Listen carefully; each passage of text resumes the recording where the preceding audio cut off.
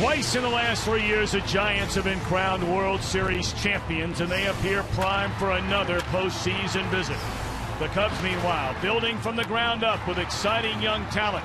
Those two teams collide today in Chicago. And yes, springtime in the Windy City.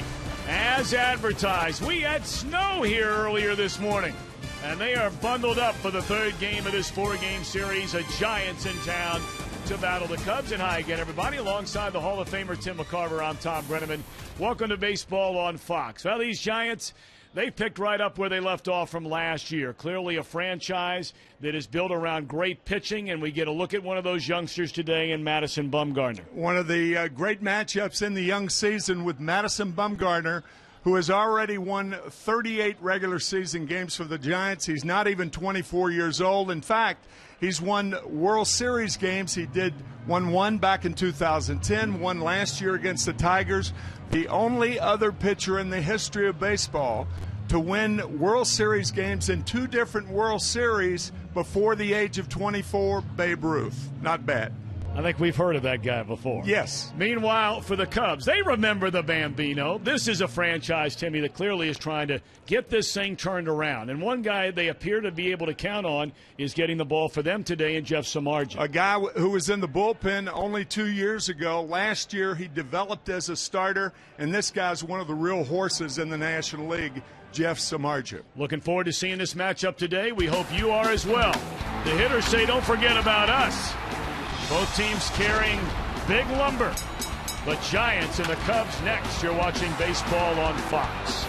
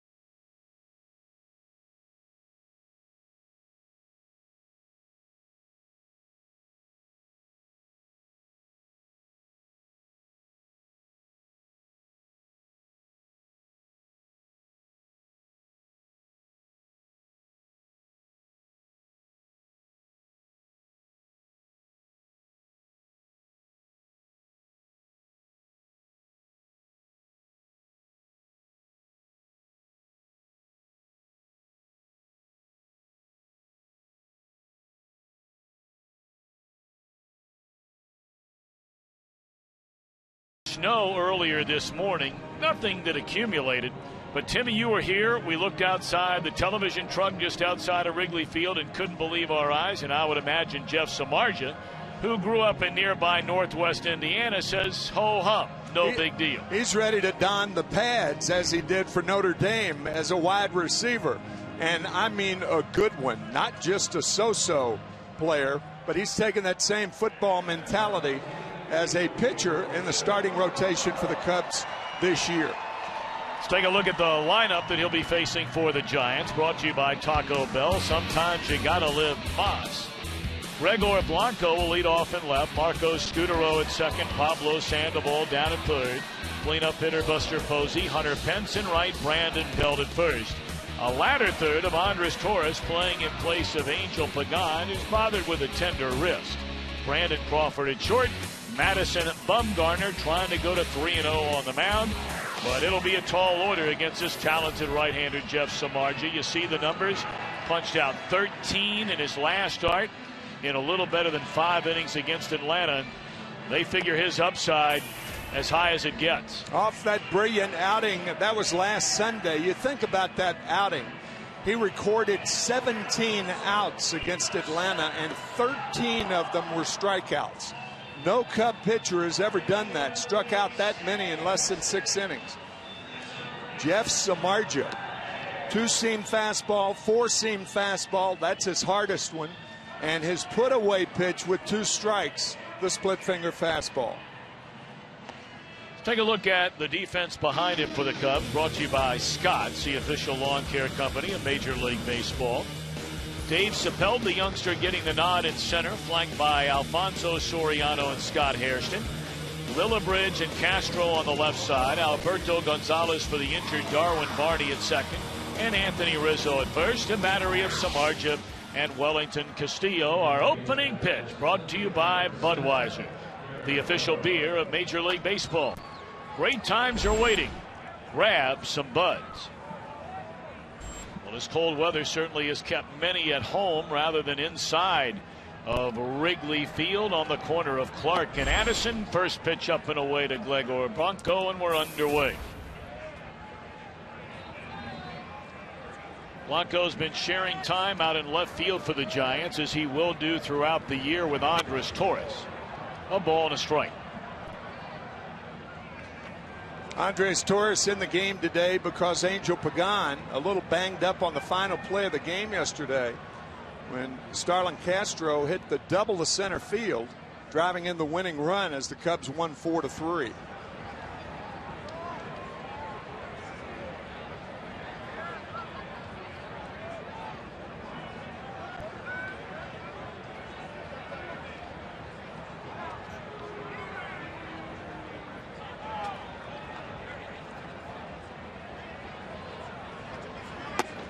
Fastball just off the outside corner. 2-1 to Blanco. Timmy mentioned Samardzija, a first-team All-American wide receiver for the Fighting Irish of Notre Dame. Brady Quinn, his quarterback back in those days. And really had come to the crossroads playing both sports at Notre Dame as to which one he would elect to play professionally. And after the Cubs gave him a guaranteed major league contract, that made the decision rather easy. Pull to the right side, and Gonzalez will throw out Blanco for the game's first out.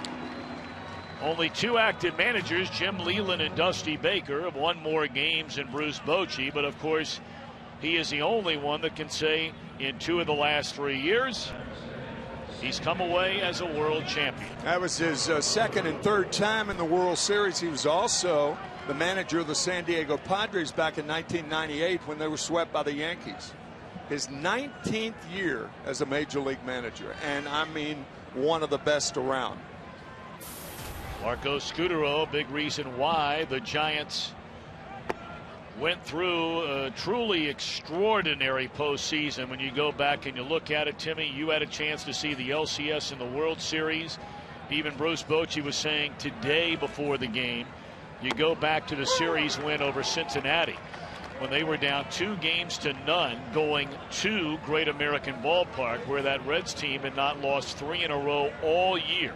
He said the game more than any other in the playoffs that stands out for him was the Game 3 2-1 win to keep that series alive. Sure. Where the Giants struck out 16 times in the game and won the game.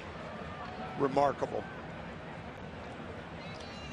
Prior to that game and handing the lineup cards to Dusty Baker, Bruce said, we haven't done real well in that low-key style of his. We haven't done too well up to now, Dusty. Castro will throw out Scooter O'Toole. But today we'll try to do a little better. And they not only did a little better, they won after being down 2-0. Then they beat the Cardinals after being down 3-1, and then swept the Detroit Tigers to win their last 7 postseason games last year. Just a remarkable feat for this ball club. Yes, whether it's a headgear or the mittens, for Kung Fu Panda, as he's affectionately known by the Giant faithful, the nickname to one Pablo Sandoval. Have you seen the movie Kung Fu Panda? I have not. No, it was not on my list. I'll tell you what is on my list: 42. Yeah. That premiered yesterday nationally. The story, of course, about number 42 for the Brooklyn Dodgers back in 1947, the great Jackie Robinson. And the only jersey number retired by every major league team. Fly ball into right center. It will be a perfect opening frame for Jeff Samardzija. The Cubbies come to bat against Madison Bumgarner when we return.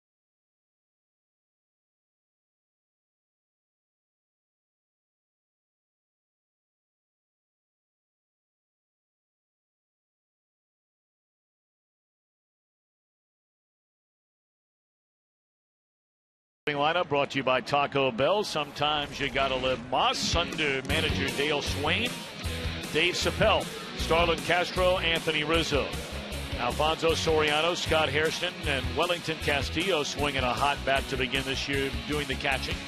Brent Lillibridge at third, Alberto Gonzalez at second, Jeff Samardzija on the mound. Madison Bumgarner, 2 starts, 2-0 record, 2 runs in 13 2/3 innings. One of the real fine young pitchers in the game, and he has been since roaring through the minors. He was 26-3 in the minor leagues for the Giants. Big game pitcher at 23. He is all of that. And that arm angle, very, very important. We'll talk about it as the game progresses. A native Tar Heel is Madison Bumgarner. South Caldwell High School in Hudson, North Carolina. A first-round pick, 10th overall by the Giants in 2007. Dave Chappelle, the highly touted young player coming up through the Cincinnati organization, came over last year for left-handed reliever Sean Marshall. And another player in that deal will be joining us inside our telecast from the Cub dugout a little bit later on, left-hander Travis Wood.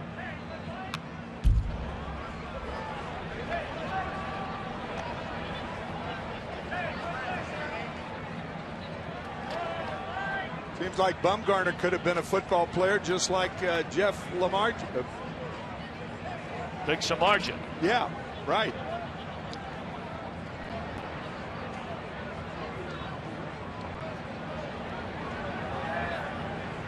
He is the only player on either team not wearing long sleeves underneath his Giant jersey today. Try to get Sapelt to chase up. 1 ball and 2 strikes. Tom, you talked about Bumgarner being from North Carolina. He's from a town of 4,000 people, and there are over 100 Bumgarners in the little town of 4,000. Wow. Yeah. Base hit center field by Sapelt.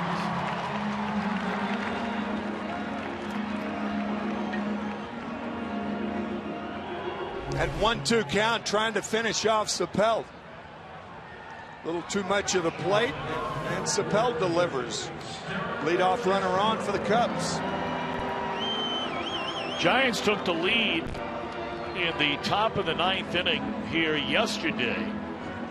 And then the Cubs rallied to win in the bottom of the 9th inning, beating the Giant closer Sergio Romo. And the game-winning hit delivered by another talented youngster, and that's Starlin Castro. My, oh my, what a start to his career. Became the first Cub since Sammy Sosa back in '95 to knock in 75 or more, steal 25 or more last year. And already 529 hits, all before the age of 24 years old. Double play ball here. 2 gone in the inning.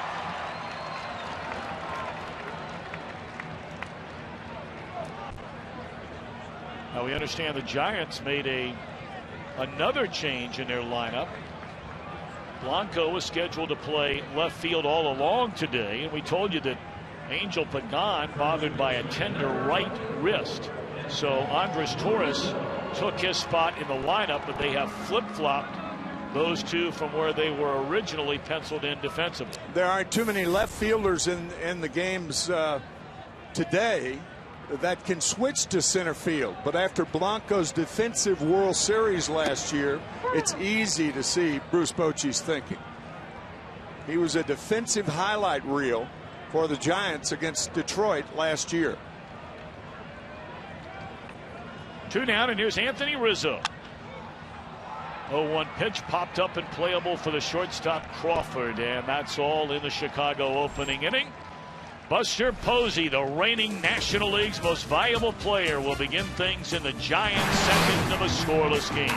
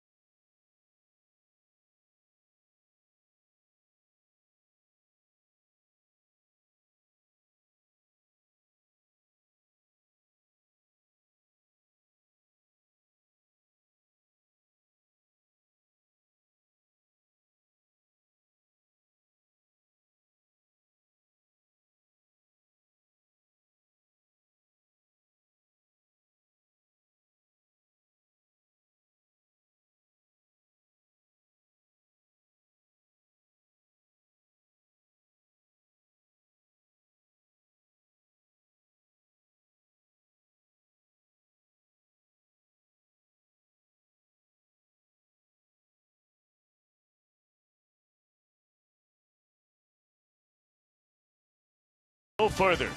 And by Taco Bell, sometimes you gotta live Moss.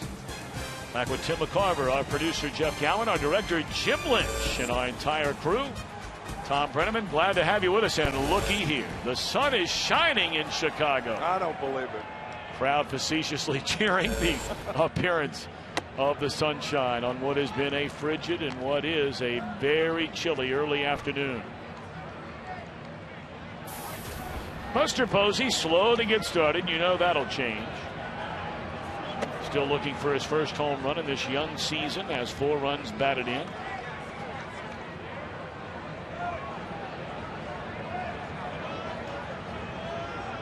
But certainly Buster Posey has become the very face of this Giants franchise.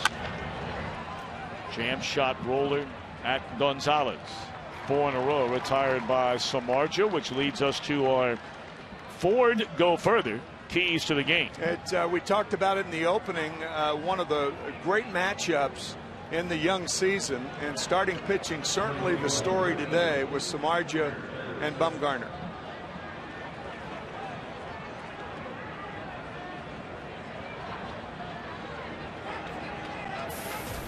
Tim brought up earlier the transition to being a full-time starting pitcher a year ago as Hunter Pence, who celebrates his 30th birthday today, looks at a strike. Samardzija originally brought up, worked out of the bullpen in all or parts of his first 4 major league seasons going back to 2008. But you know, he still gives so much credit to his former manager Lou Piniella and the pitching coach Larry Rothschild. Samardzija said, I was getting ready to be sent back to the minor leagues. He said 3 days in a row before sending me down to the minors, Lou Piniella and Larry Rothschild came to the ballpark with him at 7:30 in the morning, 3 days in a row during the year, to work on a few things mechanically. They wanted to see him change with the hope that one day he'd come back and be a dominant starting pitcher. And he looks back on those days. He says, look, Lou Piniella didn't have to do that for me, nor did Larry Rothschild, or for that matter, the general manager, no longer here, Jim Hendry, who gave them a lot of the credit.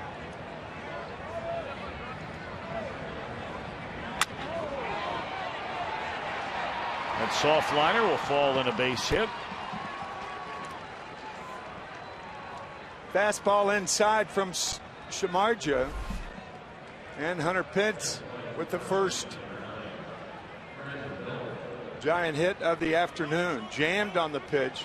That's the best time to jam a hitter, is with 2 strikes. Hunter Pence strong enough to get it to the outfield. Yeah, Lou Piniella now a broadcaster for the New York Yankees. Larry Rothschild, of course, the fine pitching coach for the Yankees. And Joe Girardi, by the way, the Yankees have won 3 in a row. I made it number 4 last night. Oh, that's right. Yeah. That's right. They've been battling weather issues. Of course, a lot of places have been battling some of the weather issues during this entire week. Thankfully, we're dry. Hopefully, Mother Nature's in a pretty good mood this morning, and she'll keep it that way. Brandon Belt fooled badly on the off-speed pitch there. Baseball fans in the Bay Area know that the Oakland Athletics, the hottest team in baseball. Speaking of other teams, they lost their first 2 games of the year, and since then have won 9 in a row. And the Atlanta Braves 9-1. They've won 7 straight. Right.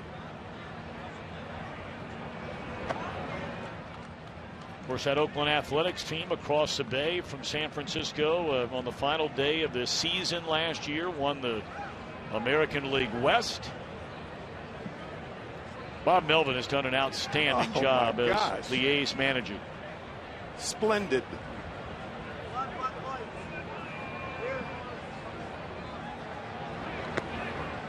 Two and two on Belt. Of course, the real story in that American League West, the woes of the Los Angeles Angels of Anaheim. Free agent big spenders once again. All the talk in Los Angeles and all the way down to Anaheim about baseball in Southern California. They began the year winning on opening day in Cincinnati, only to lose the next 2 games there, and they have won just 1 time since. Man. And that was here on Fox last Saturday, beating the Texas Rangers. Last year, a slow start by Albert Pujols. This year, a slow start by Josh Hamilton. I don't know if you saw that final play of the game yesterday. I mean, you talk about adding insult to injury. You're down. Hamilton, the runner at first, on a pop-up into foul ground. Didn't realize how many outs there were. He just kept running. He was standing at third and doubled up on a foul ball.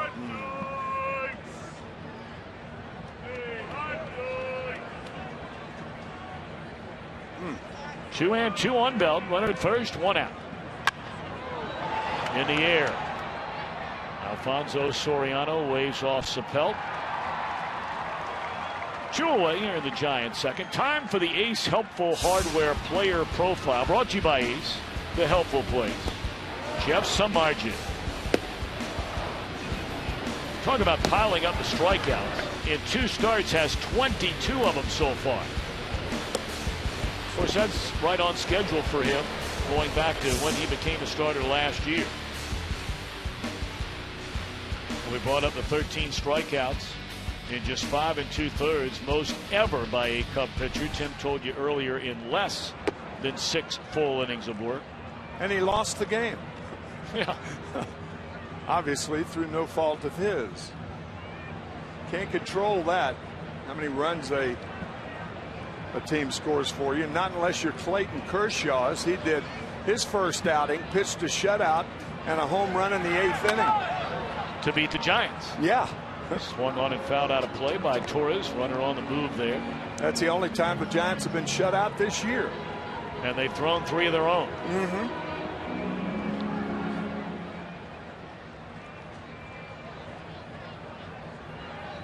Nice hair. Both of them. They obviously, as a couple, got the discount.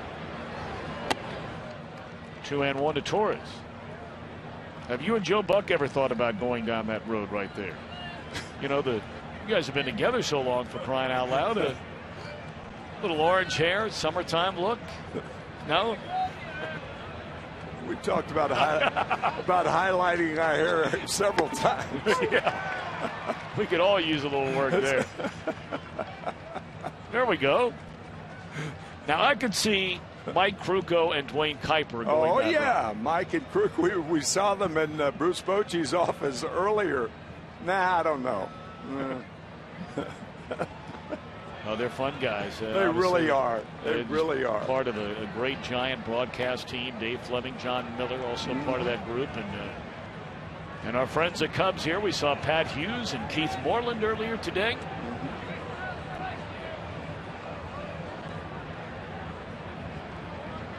3-2. The runner will be off. And Samardzija delivers. Struck him out. Wow. 3-2 breaking ball, and that's all.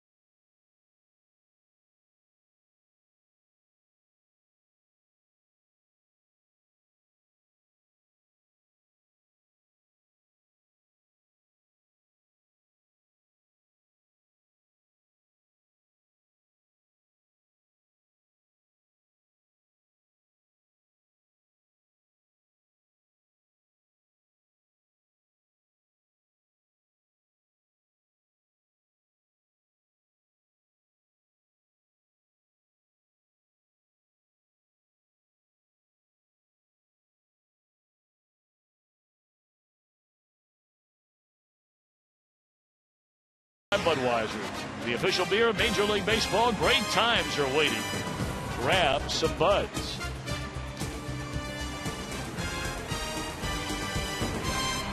Bottom of the second inning we go at Wrigley Field in Chicago, celebrating its 99th year. Oh, what an anniversary it's going to be, looking ahead to number 100. There's ball one to Alfonso Soriano, and of course dominating the news here locally. All the talk about a deal allegedly on the verge of getting done, in the making for quite some time, between the Cubs and the city of Chicago, and a major renovation to this ballpark, upwards of $500 million you're talking about. Soriano shoots one into right. That'll fall in a hit. Pence able to cut it off, and he'll hold Soriano to a leadoff single, and the ball gets through. And Soriano will go to second base, as that went right by both the second baseman and the shortstop on a throw by Pence. That'll be a single and an error. Well, you could say there's an excuse for the overthrow by Hunter Pence, hurrying the throw, and it's actually to the left of Crawford, but either the left fielder or the third baseman has got to be backing up that play as a matter of routine. It may be that 100 times you do that, throw it wildly, and 99 times no harm done, but the one time it does not look good for a good defensive team like the Giants.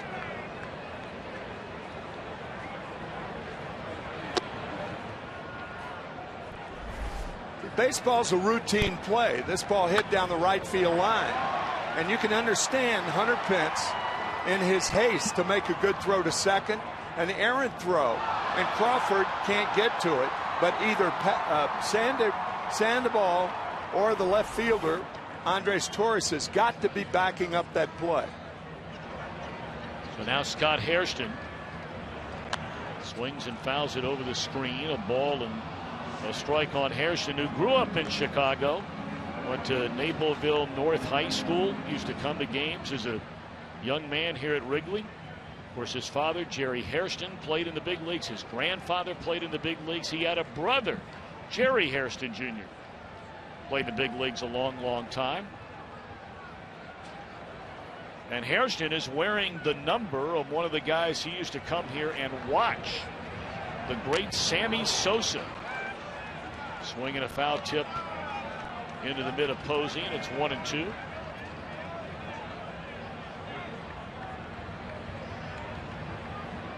Boy, how many times did we see number 21 go sprinting into the outfield, waving to all his fans out in right field here in Chicago? The great '98 year where Sosa and McGuire were battling it out for the single season home run record. And Hairston hit with a pitch.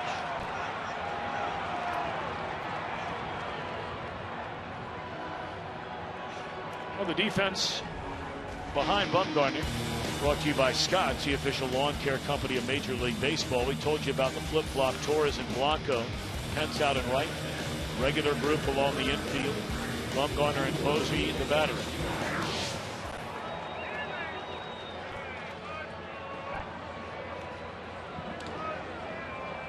Scott Hairston hit by the pitch. Interestingly, his brother Jerry, the only regular player who was suspended in that recent fight, Carlos Quentin of the San Diego Padres, and he was hit by Zach Greinke. Look out. And thankfully no one hit with that bat. Carlos Quentin went out to the mound after he was hit on a 3-2 pitch and wrestled Greinke to the ground and ended up breaking his collarbone, his left collarbone. He's going to miss about 6 weeks. But Scott Hairston's brother, Jerry, the only regular player that was suspended in that game. That was a nasty happening in San Diego. Of course, there had been bad blood between Greinke and Carlos Quentin going back to their days in the American League. Yep. Quentin has been hit by pitches more than any other player in all of baseball since he came up originally with Arizona. Quentin had some very good years, one great year on the south side of Chicago, Runners go. Swing and a miss. Throw down to third. And how about that? That's a trick from the old Roger Craig school of managing, where there's something out of the ordinary that happens in the game, and on the very next pitch you try and make the other team lulled to sleep. A lot of managers will, for instance, put a squeeze on after one of those happenings. But that fastball in off the plate, a swing and a miss by Wellington Castillo. And Soriano off with the pitch and just in there at third base. Buster Posey had no chance to get Soriano. So now runners at second and third, nobody out. Chased a bad ball, 1 out.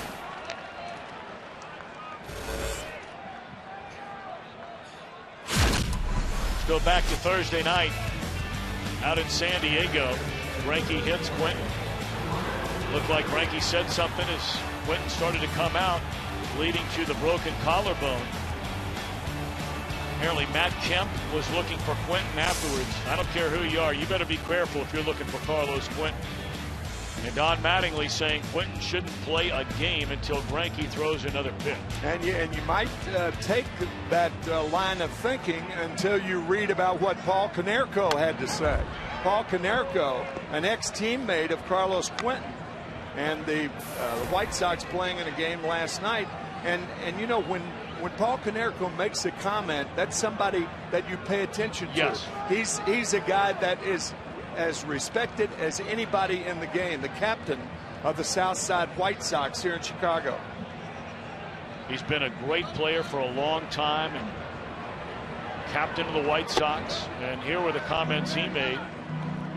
Well, if you run out there and you break your collarbone, that's part of the game. If Greinke lets one go, breaks Carlos' hands, they would just say, hey, that one got away. That's part of the game. Well, you know, throwing up there time and time again and having, you know, somebody, we'll bring you the rest of his comments here in a moment, break your collarbone, he says it's part of the game. It was a very well thought out comment by Paul, who again used to be a teammate of Carlos Quentin with the White Sox.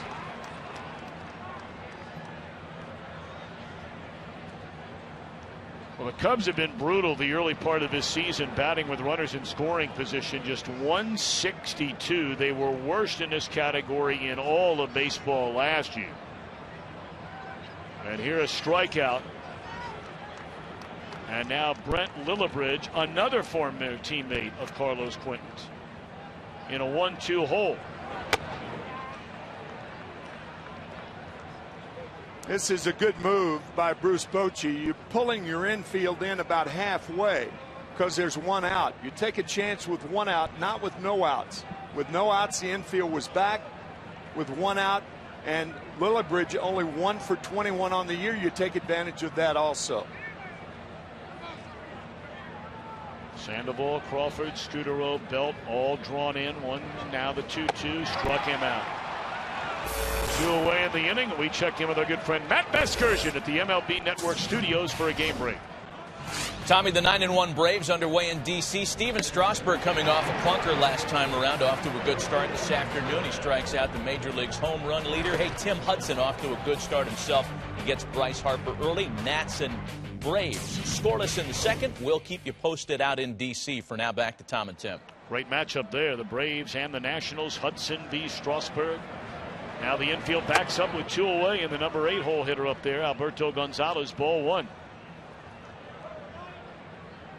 This is where Bumgarner, the early part of this year, has already gotten down to serious business. With runners in scoring position, the opposition, including these last 2 batters, 1 out of 9 with 6 strikeouts.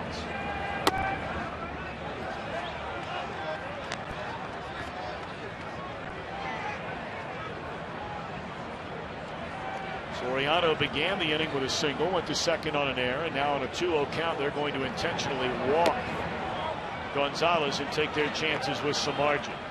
They tried to get Gonzalez to hit one of the first 2 pitches. Both were up and away. So Bruce Bochy decided we'll just put him on. Jeff Samardzija is not only 0 for 5, but he's struck out 4 times of his 5 at-bats. It's always such an interesting decision and how it varies, obviously by situation, where you are in the game, where you are an opponent. but just how you deal with the number 8 hitter in the lineup, watching baseball day in and day out. In the National League. Yeah, of course. And it's one of the fascinating things about the National League, because that 8th place hitter, there's so much that revolves around pitching around him in a situation like that, and whether to get to the pitcher. Bochy elects to get to the pitcher.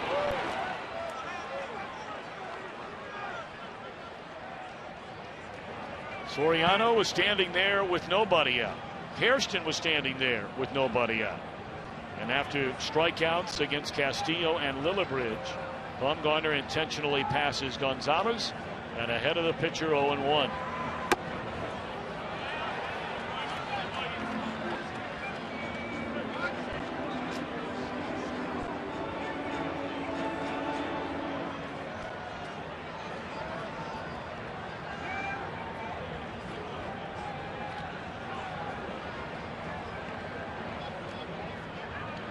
One ball and one strike to Jeff Samardzija.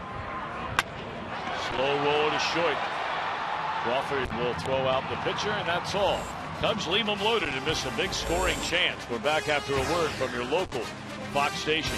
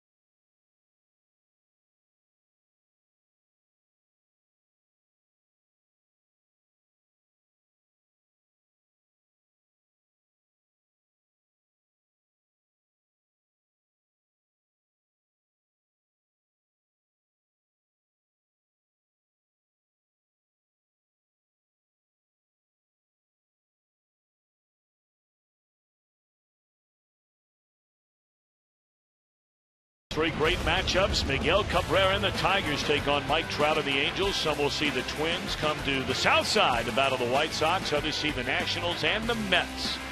Fox Saturday Baseball presented by Chevrolet returns next week at 2:30 Eastern Time.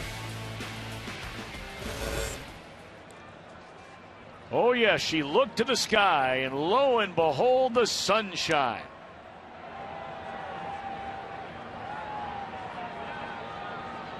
But don't be misled. It's not warming up. This is Chicago, and its weather is different. They're talking about it reaching 70+ degrees here tomorrow. And yet we begin wind chill in the high 20s for this Saturday afternoon game. Scoreless in the third. Brandon Crawford behind 0-2.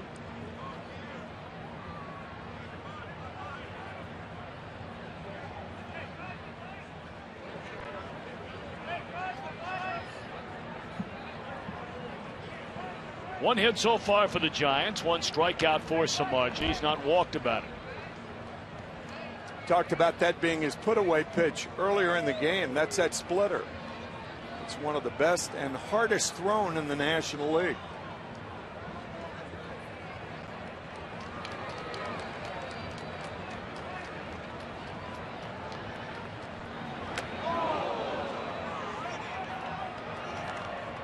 That's a get away from my plate fastball right there. Then he'll probably go back to a splitter. Every pitch is not designed to get you out. That one designed to push him back, to come back to get him out. And they go soft away to get him out. Second straight strikeout for Samardzija. Fox Sports is proud to team with Feeding America, a nationwide network of food banks. It helps feed more than 37 million people in America each year through pantries, soup kitchens, and shelters. Visit feedingamerica.org/Fox Sports to learn how you can help fight hunger in your community. Together, we're feeding America. Now, Bumgarner.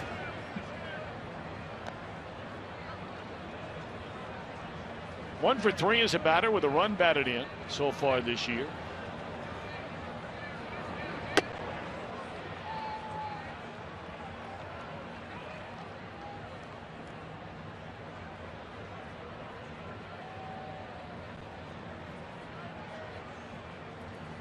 The Cubs had one loss shy of 100 last year, the only team to lose more games, ironically enough, inside their own division, preventing them from finishing last, the Houston Astros.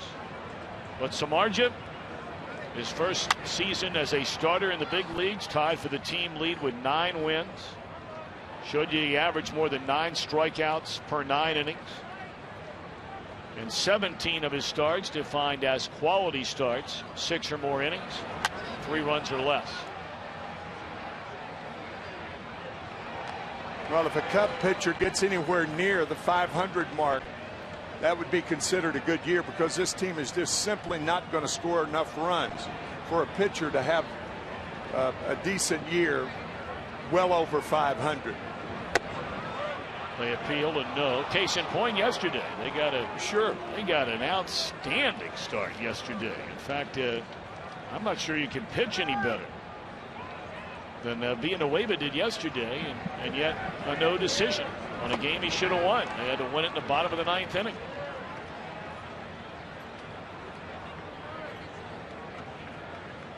Fujikawa blowing the save, ended up with the win, and he is on the disabled list now.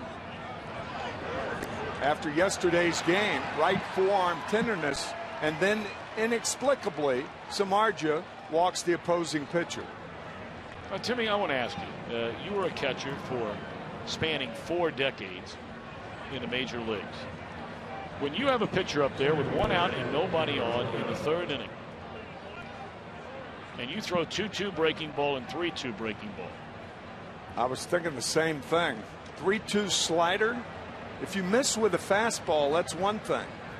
I mean, we saw the first swing Bumgarner had, that pardon me, excuse me swing.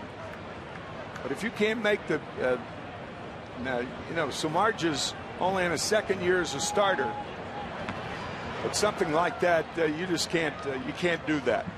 2-2 breaking ball, 3-2 breaking ball to the opposing pitcher. If you do that, you better strike him out.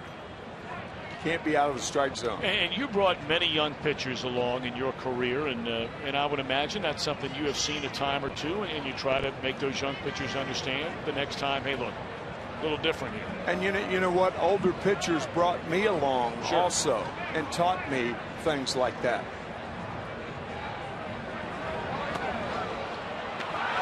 Pitcher takes off, throw down to second, and Bumgarner is out at second base.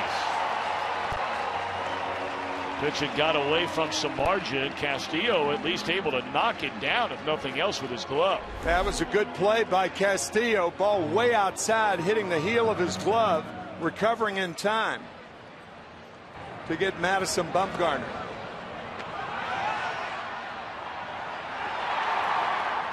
You hate to see your starting pitcher and a guy as valuable like that try to go on a pass ball or a wild pitch and try to take an extra base.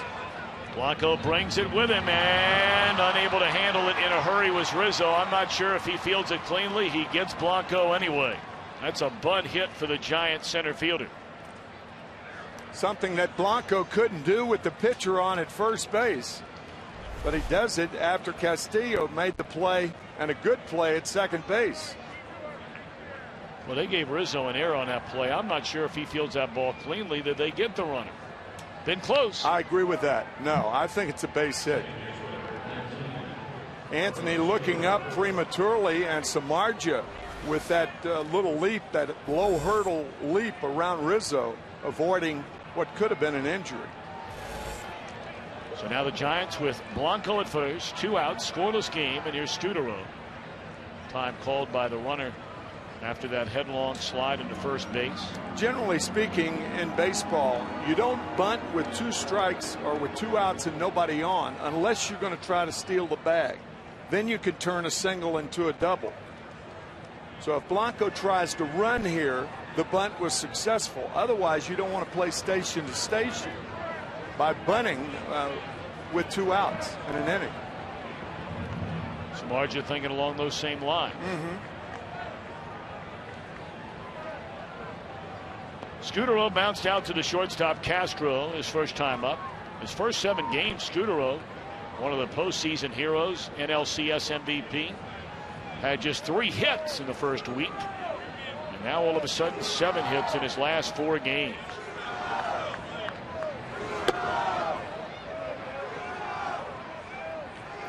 Who would have thought that when Brian Sabean obtained Scudero from the Colorado Rockies last July 27th, that he would have been a big difference in whether the Giants make it to the postseason or not. Spent 8 years as a professional before finally becoming a full-time starter in the major leagues. They signed him to a 3-year deal, 38 years old. Lightning in a Venezuelan bottle. Indeed. There's been a lot of that through the years. Oh, yeah.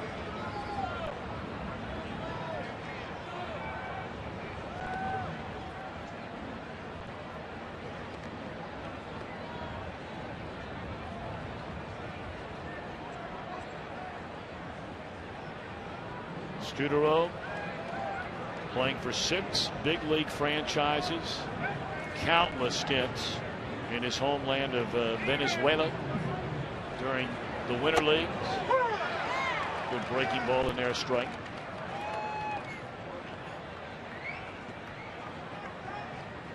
And after he came over, he hit .362 after that deal from Colorado. You're right. Who would have thunk it?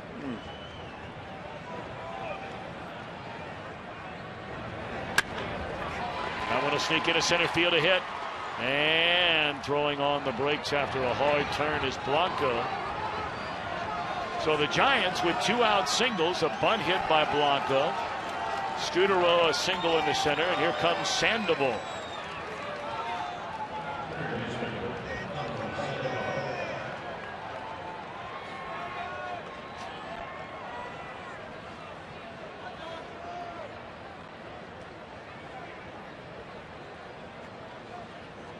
Sandoval, a team best 9 runs batted in.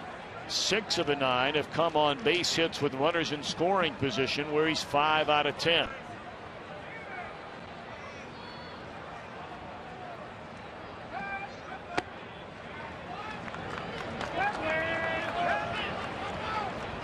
Best way to pitch Sandoval is to throwing pitches that look like strikes and aren't. One of the freest swingers in the National League, particularly with runners in scoring position.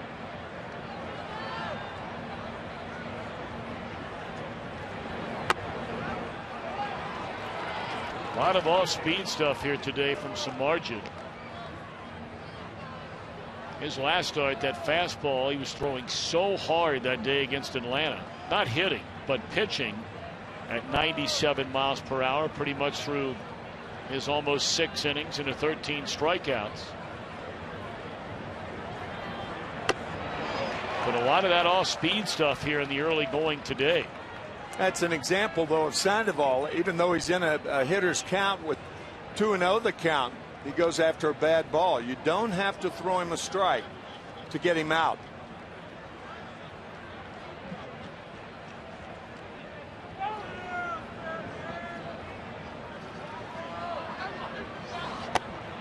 But it's got to look like a strike. And that pitch didn't look like a strike. Neither did the first one. When to challenge and when to tease. Too far outside.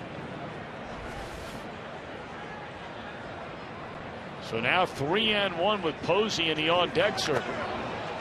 Another off-speed pitch again that looked like a strike, as you point out, Tim McCarver, and it's fouled away, full count.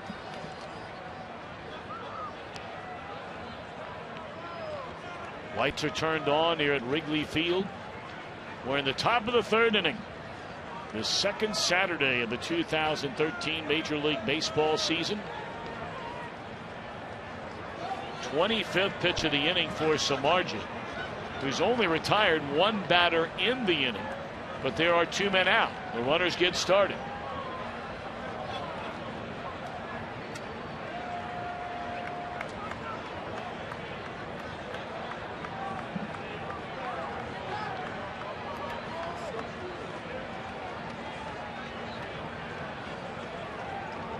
Sandoval waits. Slow tapper down to third. Lillibridge there. And the inning is over.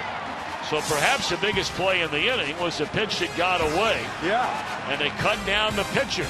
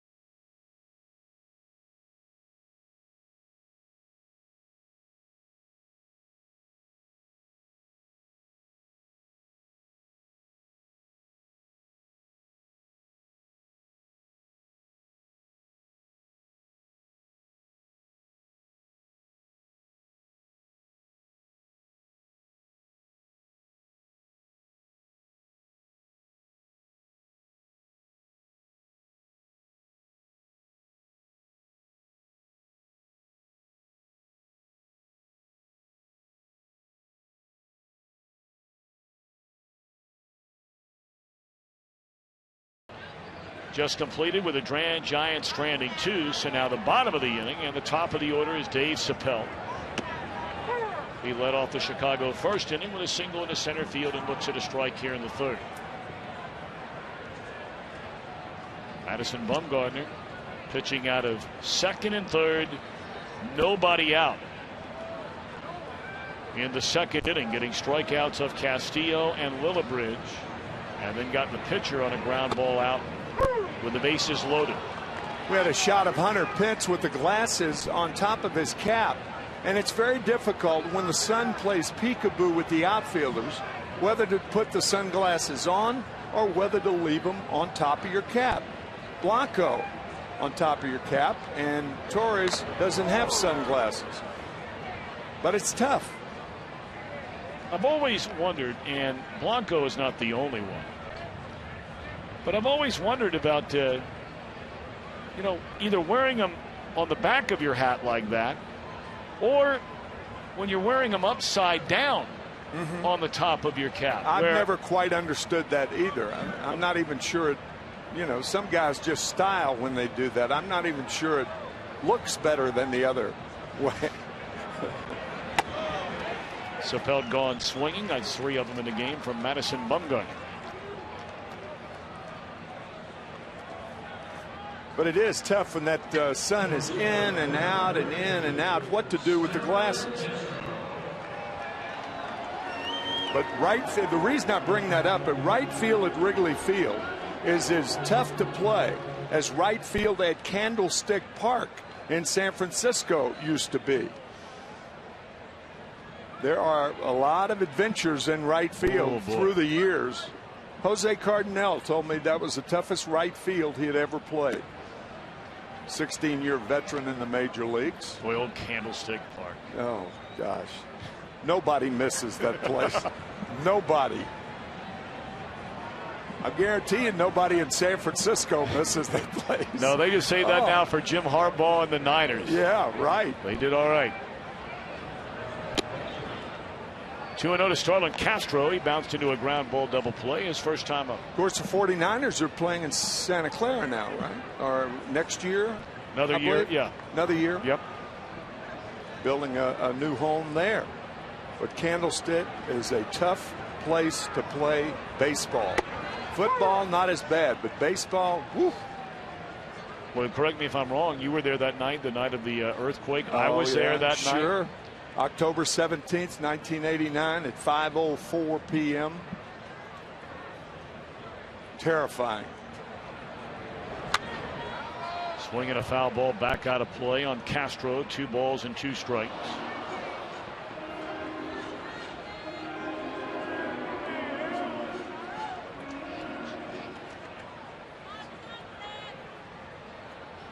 Going back to that sunglasses thing, I was thinking about earlier. The only player that I see anymore that wears the old flip down shades, like you guys wore, right, is the red center fielder Shin-Soo Choo. There's a fly ball in the center field, and Pence, not needing the sunglasses there, able to corral it. 2 away, and right now let's check in back at our MLB Network studios for a game break. Here's Matt Vasgersian.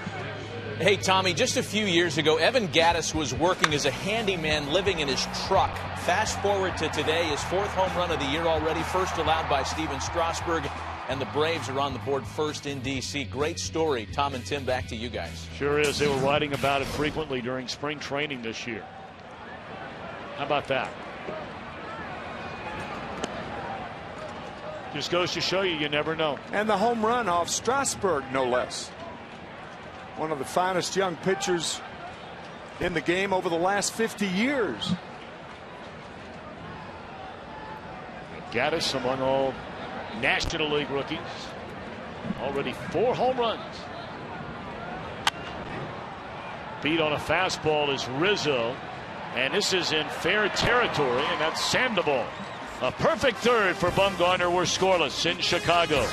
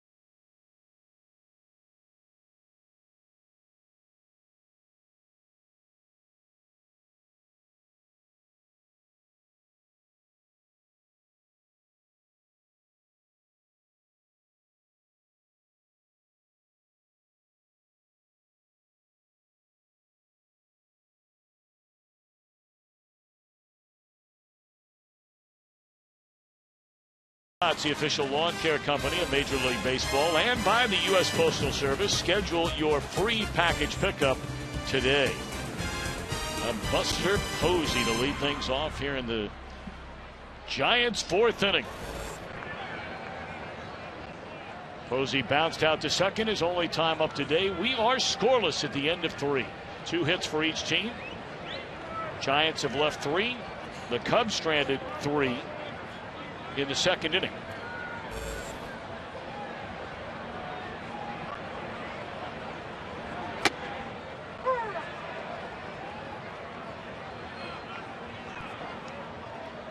Tom mentioned Buster Posey, the MVP of the National League last year, earned him a 9-year, $167 million contract.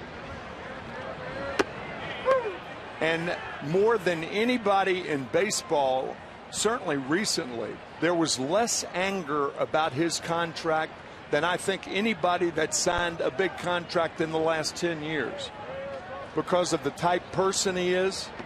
And how many times do you see Buster Posey go up and take 3 pitches for strike 3? Looked like a changeup from Samardzija.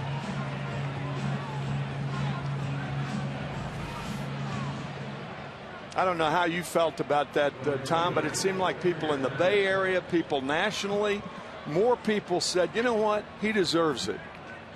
You know what, Timmy, you always ask yourself the question. There are those polarizing type of players where, you know, yeah, at the end of the day, would you want them on your team? Of course you would, but you can't stand them when they play for the other team, i.e. Pete Rose, somebody Right. like that going way back. Right. But then there are those players, and Posey is certainly one of them, at least in my opinion, where every fan of every team in Major League Baseball, they look at this guy and say, man, I want him on my team. That is really true. You know what I mean? Yeah. In every way. I want him on my team the way he Yep. plays, and I want him on my team the way he carries himself Because once he of who puts on clothes. He represents the team so well. And I think that's why, you know, when he signed that big deal, nobody said, these players, you know, they're making too much money. Not a lick, because they were more inclined to say, you know, Buster Posey, he earned that. Check swing and a miss. And Pence is out of there on strikes. That's 4 of them. Well, Buster Posey, I mean, he started about talk of career. National League Rookie of the Year, won the World Series, a horrific injury on the play at home plate in 2011. Came back last year, league MVP, won a batting title, comeback player of the year. The only catcher in Major League history to win 2 World Series, an MVP, and a batting title, and he's done that in the last 3 years, the last 2 years where he's played the whole season. Now, those are credentials. Oh, indeed. He went back to, he's a native of Georgia, went back and spent time with his wife and his children during the entire offseason. Still works out with his dad regularly, very close with his family. Good for him.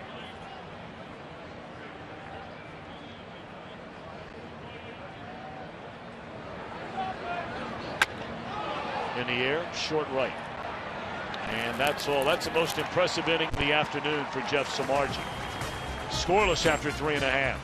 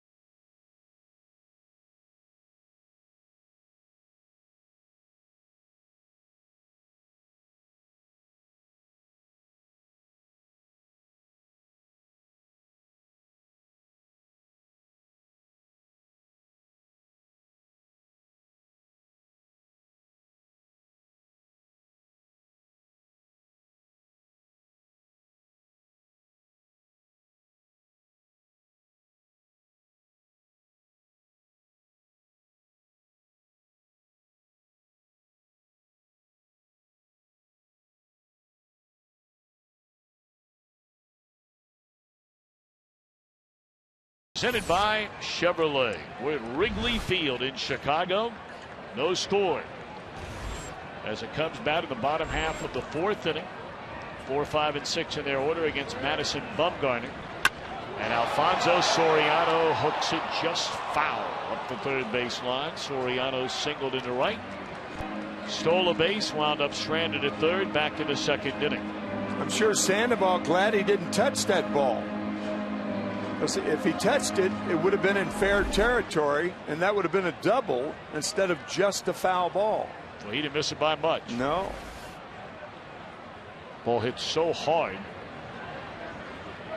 Breaking ball down low. Kind enough to join us from the Cubs dugout. Part of their rotation again this season.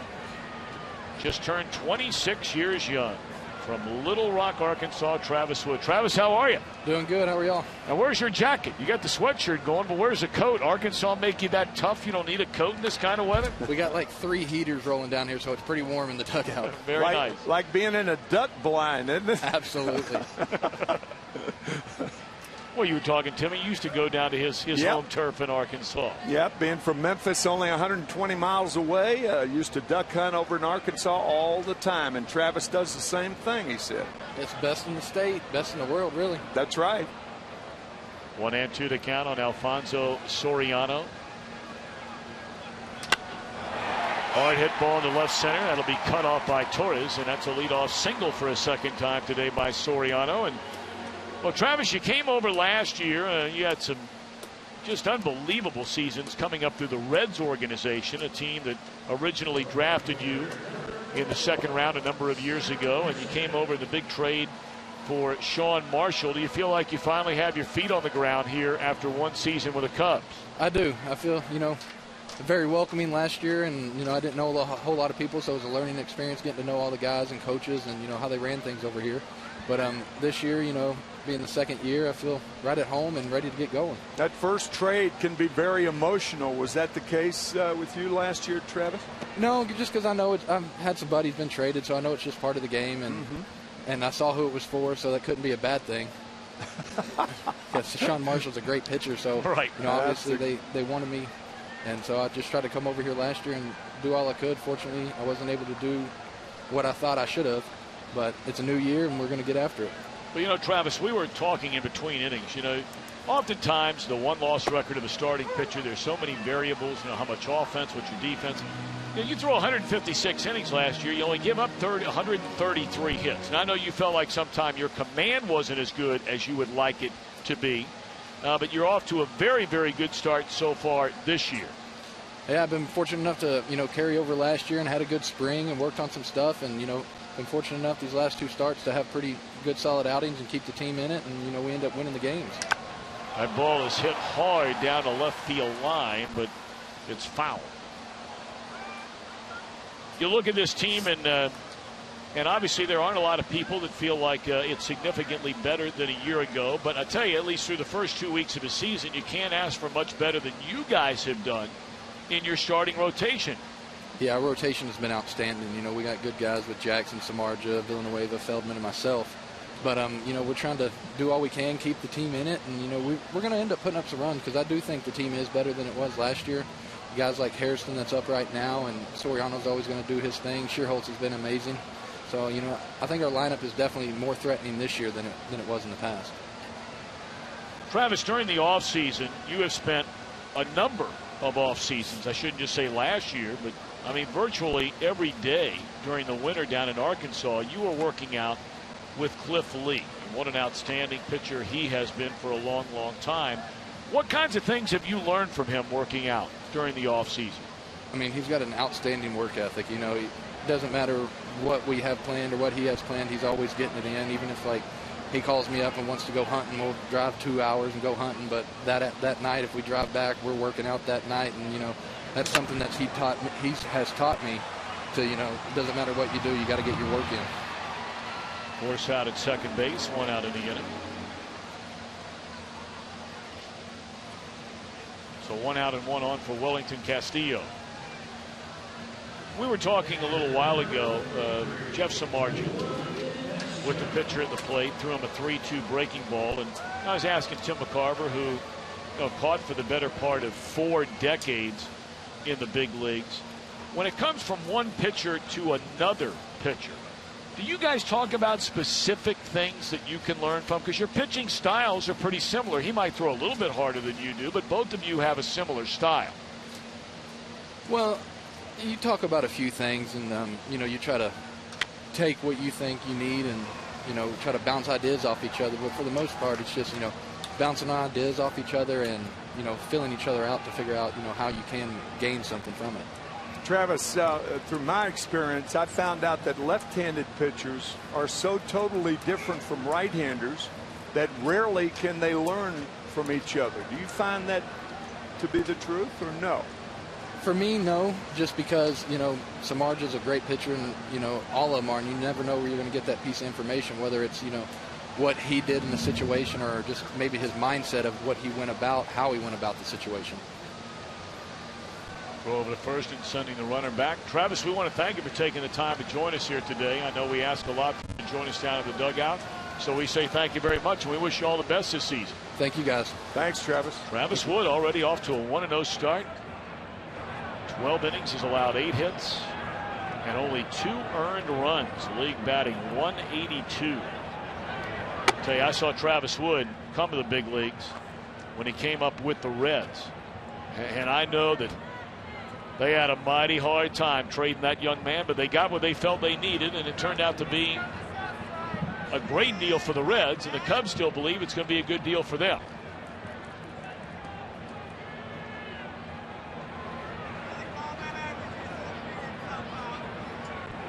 One and one on Castillo. Sandoval, nice pick to start the inning-ending double play, and we march on to the 5th. Cubs and the Giants in a scoreless game.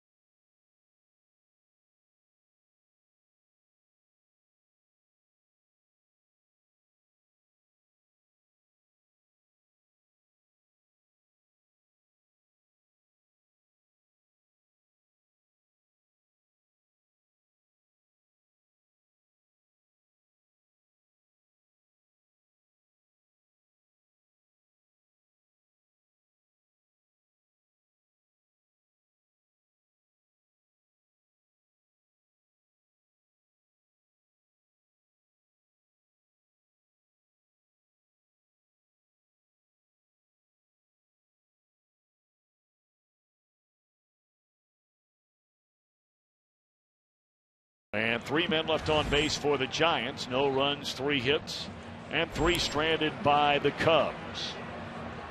Torres to lead things off, 7, 8, 9 in the batting order.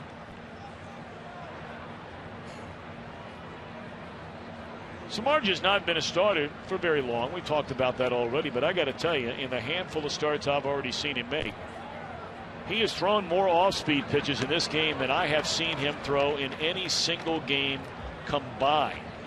A lot of breaking balls, a lot of change-ups to this Giant batting order. Yeah, he threw the slider and walked Madison Bumgarner's last time up. He's throwing a lot of breaking balls to left-handed batters, which is unusual. There was another relying on his slider instead of his fastball. Now, sometimes a pitcher goes out there and a guy who normally throws it 95, 96 is only throwing it 91, 92. But I know your point.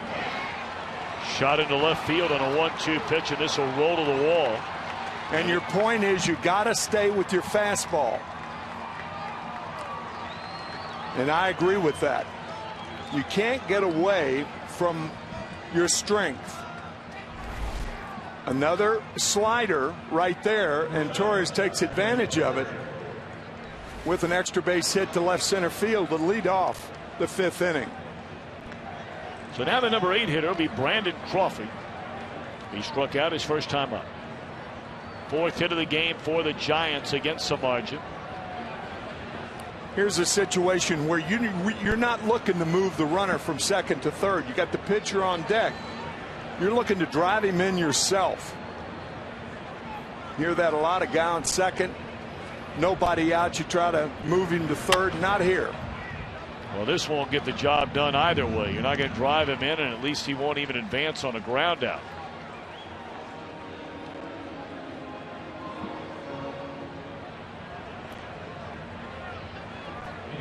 So now the pitcher, Bumgarner. He walked, and then on a pitch up and away to the left-handed batting Gregor Blanco, he took off for second base, and Wellington Castillo easily threw him out. It turned out to be a huge play in the inning because Blanco had a bunt hit. Scudero followed with a single, which would have played it a run, and Bumgarner just gone to second base the regular way. Yeah, that's the biggest play for the Giants offensively. The biggest play for the Cubs offensively. Soriano not being able to score after stealing third base and being there with nobody out. 2 straight strikeouts, and Bumgarner got out of it. Soriano so far has had a good game with really nothing to show for it. 2 for 2, and nobody, of course, has played it a run yet. Get a look ahead of Fox Saturday Baseball next week. Where are you next week, Mr. McCarthy? Nationals and Mets. First time that I will ever see Bryce Harper. I've never done a Nationals game. Wow. So I'm really looking forward to that.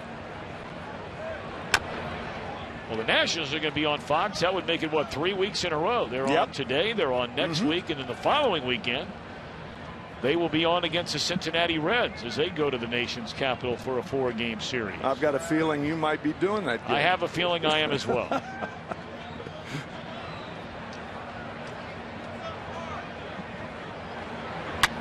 Straight up.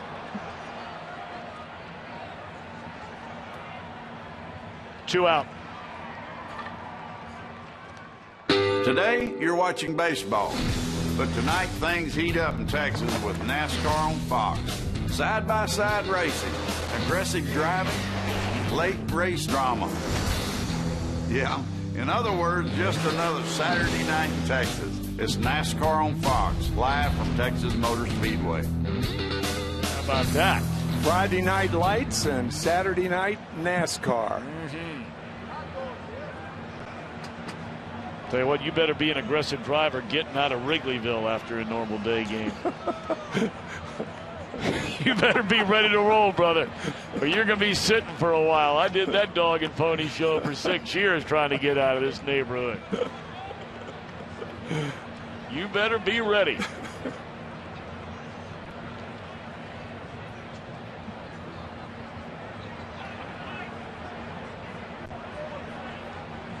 Leadoff double, and now Torres still there with 2 outs in the inning. And a salt bleeder into right.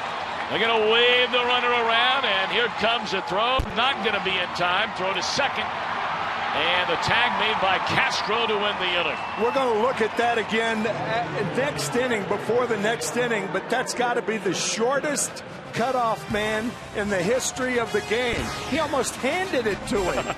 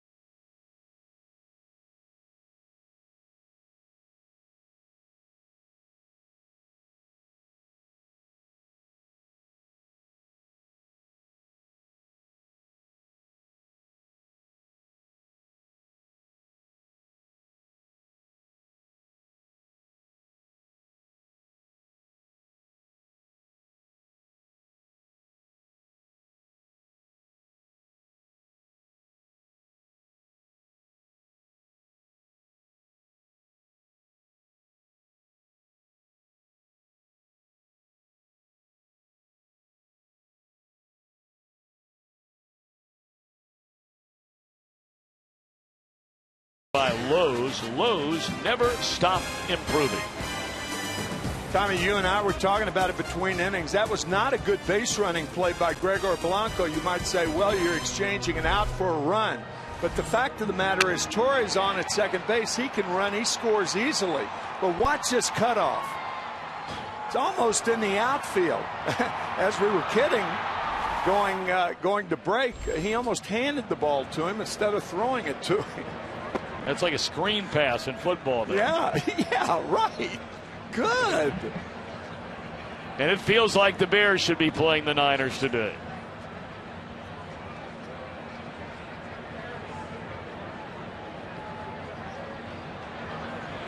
Swing and a miss. Lillibridge, a big out for Bumgarner. One of two in a row with runners at second and third and nobody out. Back in the second inning.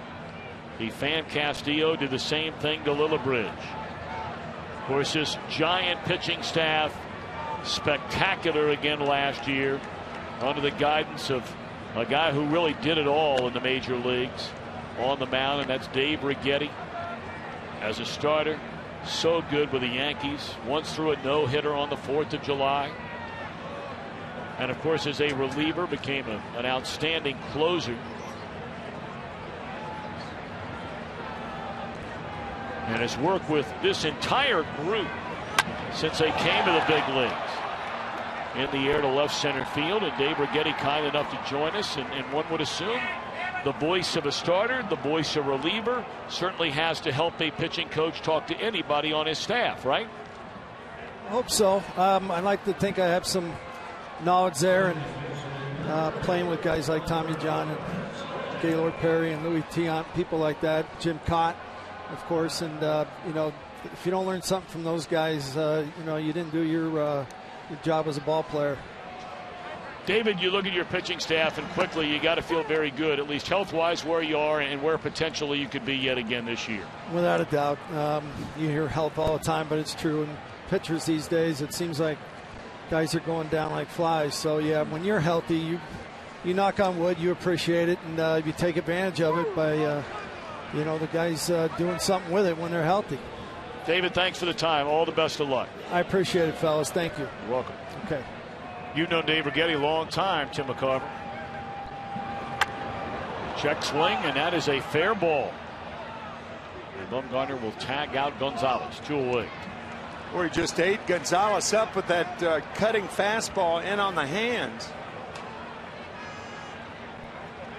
Those are maddening outs when you do that as a hitter, because you had nothing to do with it. And on the handle, good pitch from Bumgarner, and Gonzalez couldn't get out. He couldn't get the bat out of the way of the ball.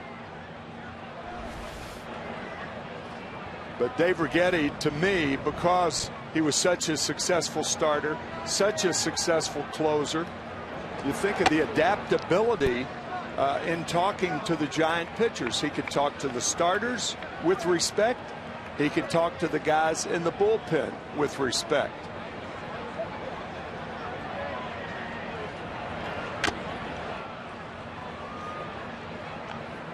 Bob Gibson, who, by the way, was honored this week in Omaha, used to talk about the pitching coach for the St. Louis Cardinals, Barney Schultz, who threw a knuckleball. And Bob would say simply, Barney, what could you tell me about pitching? You threw a knuckleball and I don't.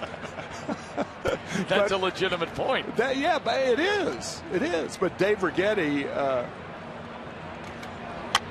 can tell a pitcher anything and be respected with his response. You know, there aren't a lot of these young guys right now that are on this Giant staff, and there are so many young pitchers on this staff that really remember anything about or watch Dave Righetti pitch is probably a more accurate way to describe it. But tell you what, you don't have to look it up very long to start looking up some of the numbers. You bet. Same thing with his current staff.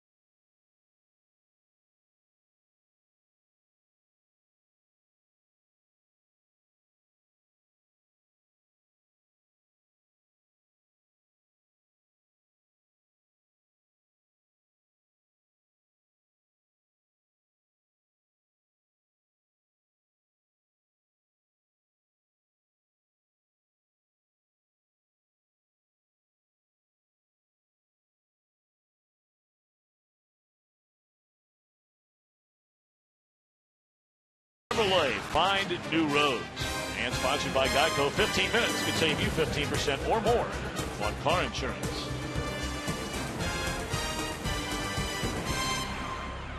We're back at Wrigley Field in Chicago, where the visiting Giants hold a 1-0 lead over Jeff Samardzija and the Cubs on this frigid Saturday afternoon in Chicago. Well, it's certainly considerably better than it was very early this morning when they had snow falling.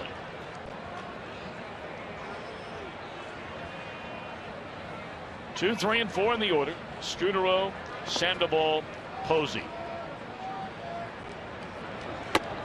Only run of the game came in the Giants' last at bat, a leadoff single by Torres, and then a 2-out run scoring single by Gregor Blanco.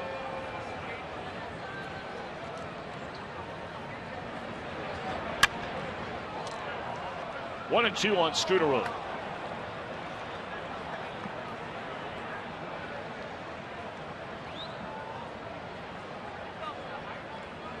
A predictable game, huh?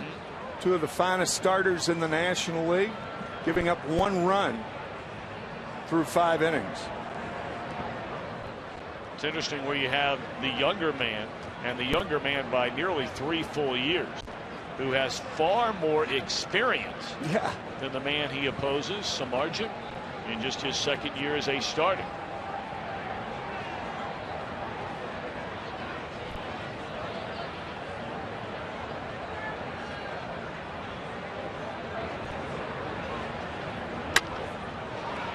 Base hit by Scutaro. Boy, that is good hitting by Scutaro with 2 strikes going up the middle.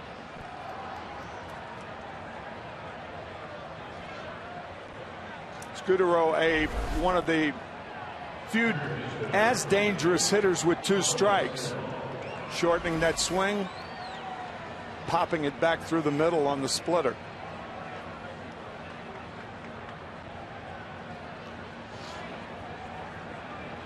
Now Sandoval, the World Series MVP, hit the 3 home runs in Game 1 of the World Series last year. All the way back to the screen and advancing 90 feet is Scutaro. Now, sometimes when you know that a hitter like Sandoval will swing at balls out of the strike zone, you get burned by a ball out of a strike zone. The splitter about 58 feet, and it gets by Castillo. Scutaro easily going to second. Samardzija threw 10 wild pitches last year. That was tied for 3rd most in the National League. So now runner at second, nobody out. 2-0 to Sandoval. Now Sandoval a year ago during the regular year only played in 108 games, his lowest total since becoming a regular.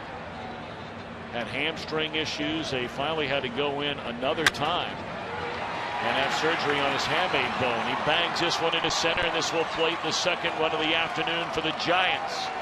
Sandoval, a team high 10 runs batted in. 2-0 San Francisco. It's funny how it works. Had this ball been hit with Scutaro on it first, it might have been a double play because your second baseman's cheating towards second base. But the wild pitch moves Scutaro to second base, and now with nobody out, Sandoval's ground ball up the middle is a single and not turned into a double play. So wild pitches, that wild pitch was costly for Samardzija. Now Posey.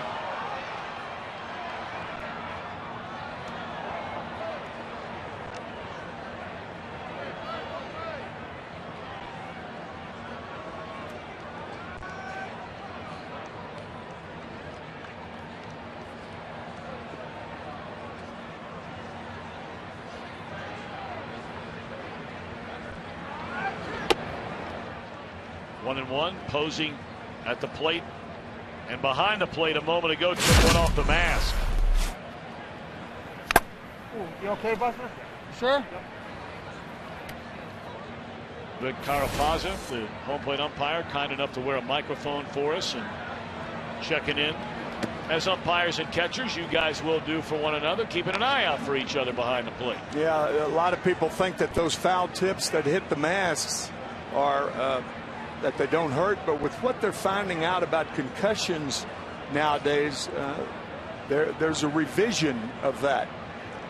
Those things, if you get enough of them, they can do some damage. Saw a foul ball just like that one the other day. As a pitch hits Posey on an off speed, or at least ran in, but it was 91 miles per hour, so that must have got him pretty good. So 3 straight Giants have reached to begin this 6th inning. Yeah, we saw the wild pitch on the splitter, and now this fastball hitting Buster Posey on the left elbow.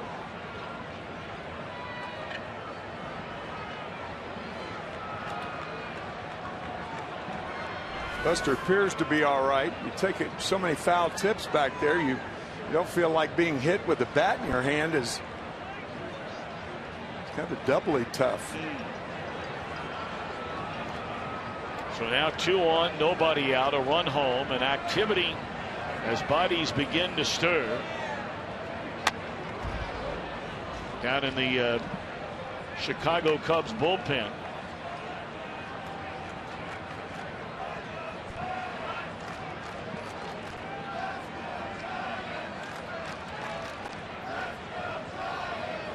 And now we're going to have a visit to the mound. It's like Chris Bosio, the pitching coach for the Cubs, giving the bullpen a chance to get warm. All right, Hunter Pence, 3 things you need to know about this Giant right fielder who came over in the trade from Philadelphia at the All-Star break last year. 30th birthday today. Happy birthday, Hunter Pence. Of course, he rides that scooter of his to AT&T Park every single day. A caveman diet. A paleo caveman diet. Are we supposed to know what that is? I was getting right at, you're the man of the world. I mean, you know. Man of the world? I'm just regular old Midwestern folk. So a caveman diet. I mean, the bare essentials, roots. I have no idea what that means. I'm told in my ear right now it means no processed foods whatsoever.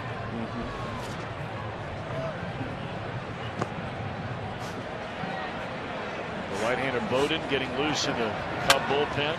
Tapper down to third. This is a processed double play here. If they turn it, can't turn it in time. Well, they couldn't turn it because of the throw by Lillibridge to Gonzalez. The throw was down. An infielder will try to hit the second baseman around the shoulders, but because it's on the ground, it's not turned effectively. Pence down to first base because he was on that caveman diet, that extra half step. Tell you, when you watch him play, you'd swear he's on a caffeine-only diet. Because this guy, and Bruce Bochy was laughing about it before the game, he said, this guy, I've never seen anybody who moves around, who twitches around, who is more high energy 24/7 than Hunter Pence. He said when this guy walks out of the dugout and goes to take his first swing off a tee, he is swinging as hard and as fast as he can. Well, I'll tell you, he is just a delightful guy, and who knows with those meetings that they had before those games last year. I mean, he became the guy to incite this Giant lineup. And you can say what you want about stuff like that, but I'll tell you, when you win like the Giants did, when Hunter Pence says, I don't want to go home, I don't want to go home, when they were down 3-1 to the Cardinals and then come back and win 7 in a row, who's to say that there's not something to that? Fly ball short left. This might fall in. We'll see. What a catch made by Lillibridge, colliding with his shortstop, and the runners stay put. And this is not a good sign. Hopefully Castro is all right, slow to get up. Marvelous play by Brent Lillibridge. And if you're Sandoval, I think you got to tag up on a ball like this, because you know there's going to be a collision by the way the shortstop and third baseman are going after it. I'm not sure Sandoval could have scored, but if he is tagging up, then he's in a position to score. if the ball's dropped. But he was about a quarter of a way down the mountain, and Castro appears to be all right. That's good. That was a great play by Lillibridge. Great concentration. Taken off the outside corner. Torres doubled and scored 1 inning ago. So now Samardzija really trying to limit the damage of his giant 6. It began with a single, a wild pitch, an RBI single, and a hit batter. Giants had a run in first and second, nobody out. And now he is an out away from just 1 run scoring in this 6th inning.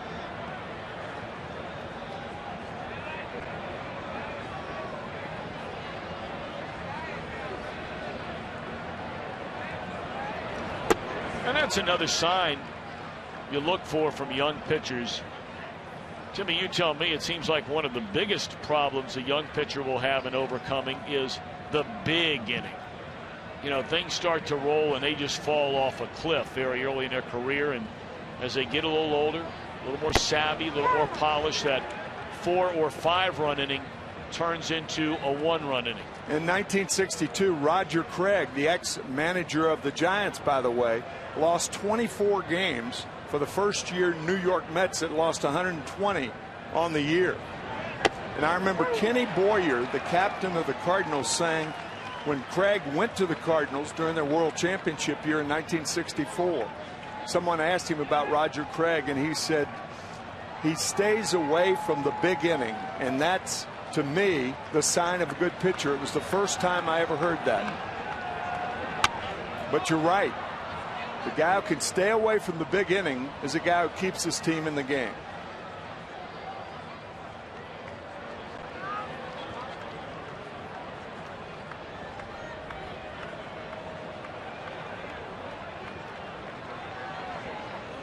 Torres is 6-man to bat.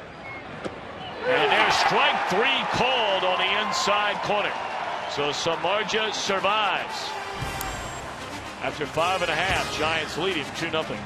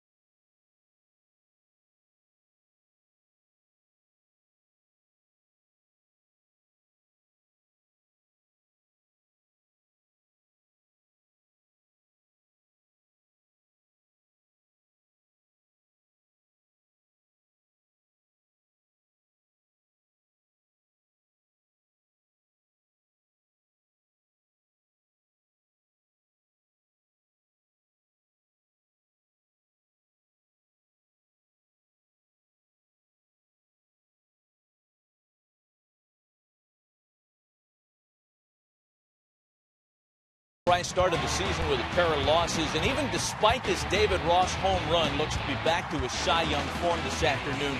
6 strikeouts over 5 innings in a 1-1 tie. How about the Braves and Nationals in D.C.? Washington down 2-0. Switch hitting second baseman Danny Espinosa gets to Tim Hudson.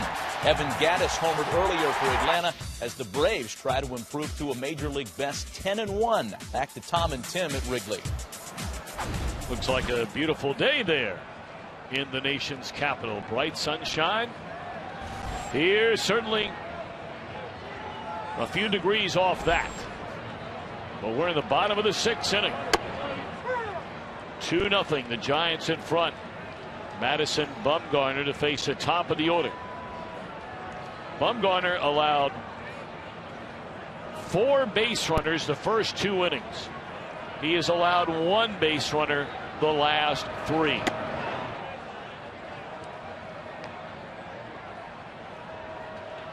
Nicknamed Mad Bum. Just a delightful guy and a great teammate. You talk to all the Giant players and they'll tell you the same thing.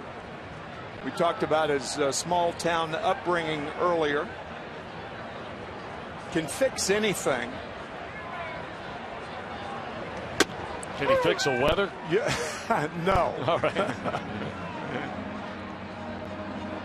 Grew up, of course, on a farm and handling farm implements and the whole bit. And there's a great story about Mad Bum and the team bus in Denver. Last year, he is so effective with his hands, can fix any engine or anything like that. The team bus broke down. The Giants were going from Chicago to Denver. The team bus broke down. They actually called for a wrecker. They were going to tow the bus, get another bus. That would have taken 2 or 3 hours. Mad Bum said, hey, no problem. Goes back, knows where the engine is, the back of the bus, right? Sure. Which is.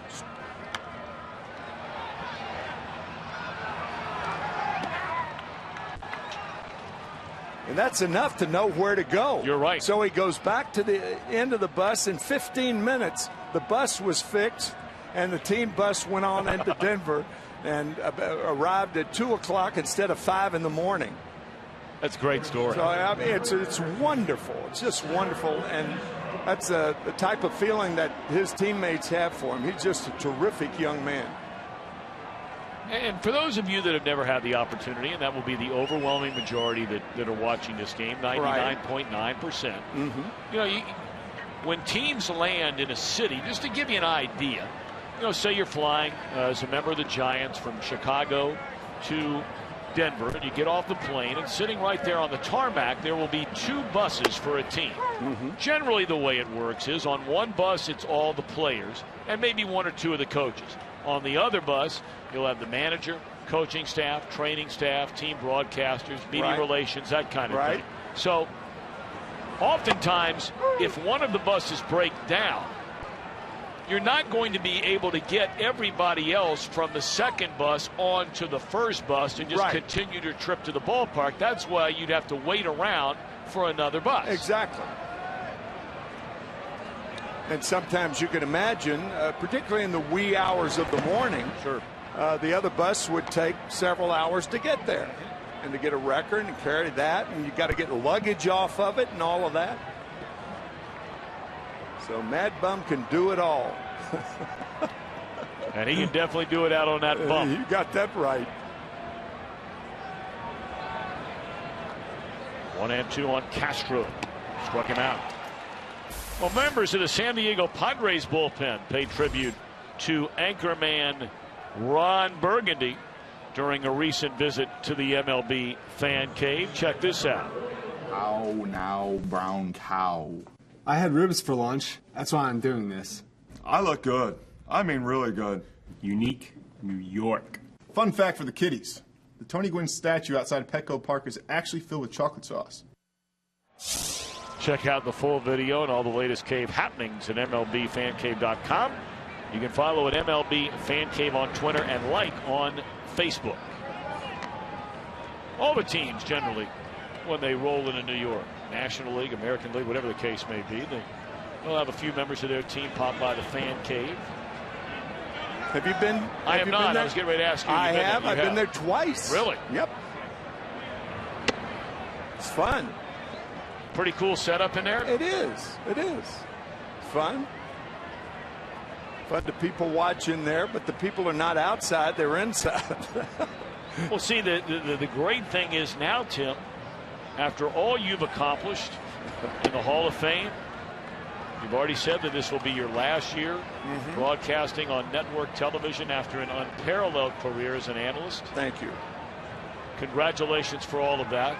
And now you could go live in the fan cave for a year. Yeah. Starting next summer. Actually do games there. Watch it. That'd be perfect. Watching every game, isn't that the intent of some of the young people in the fan cave? Exactly. Watching every game. I mean, could you imagine the publicity of the MLB fan cave if the Hall of Famer Tim McCarver were to spend a summer there? You could have your grandkids come see you. They're not too far away. I could do that. I think I would rather take my grandchildren to the fan cave instead of have them come and visit me, with all due respect, to the fan cave. But Tim, I got to tell you, being the father of very young kids myself, I got to tell you, if Grandpa lived in the fan cave, no matter what game you did on TV, you're not going to be any cooler than living in the fan cave. Well, that's something to ponder. It is. You got to think about that. I'm sure you will. Yeah, right. I have no doubt you'll be pondering that throughout most of this summer.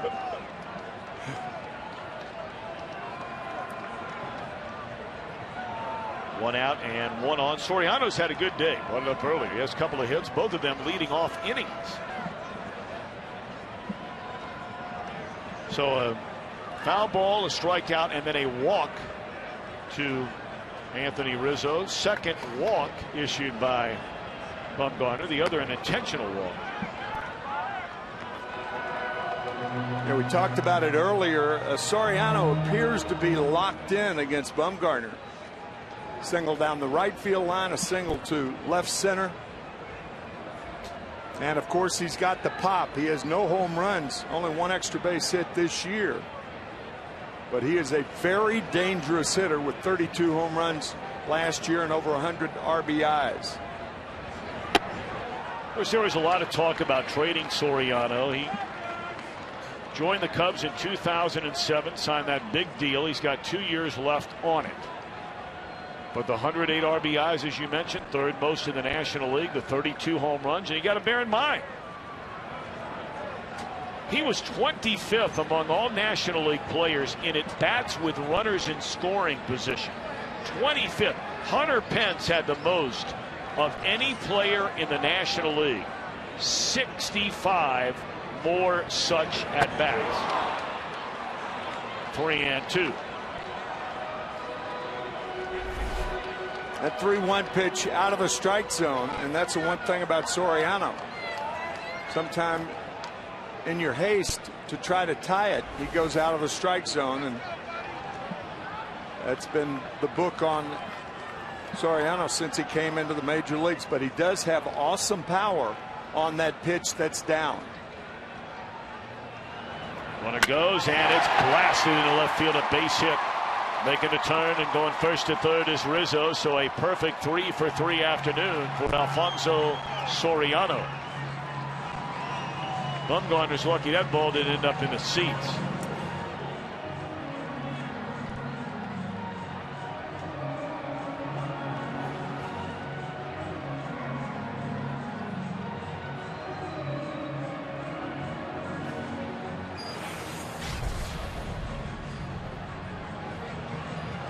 Now quick chat at the mound.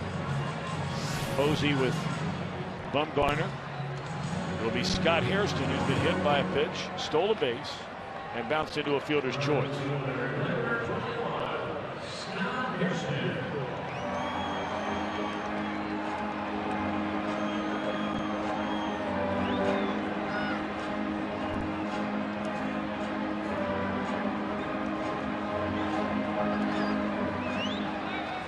Cubs 1 of 7 in the game, with runners on base, 0 for 3 in scoring position, and they bounce into a pair of double plays. There are 2 outs here in this inning. Strike 1 to Hairston.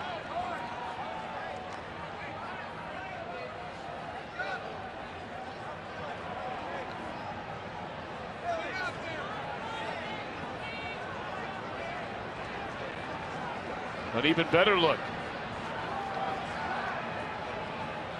Then what? Well, earlier we saw the duo with the orange hair. That's the way our day started. And believe me, we've been here for a while, so you grow a little older.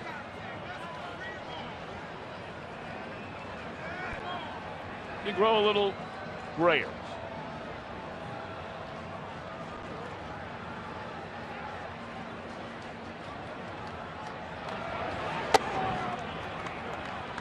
That's just age right before your very eyes. And the guy to the right, I'm not quite sure what you call that. It's a centurion look. You've always been a very kind soul, Tim.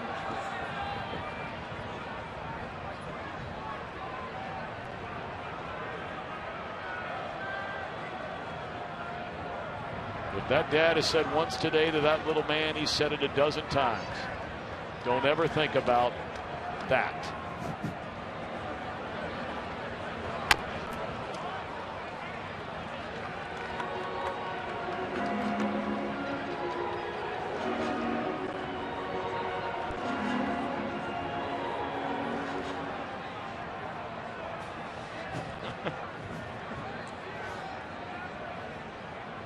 At least that looks warmer. It does. Yeah.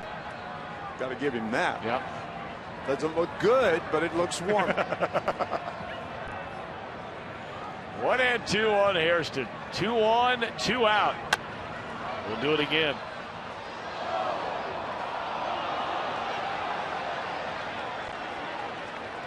So now there's a fellow that knows about fashion and warmth. That's a good look. That's a practical look. Yes, it is. So is that. No, that's a look of misery. 25th pitch of the inning.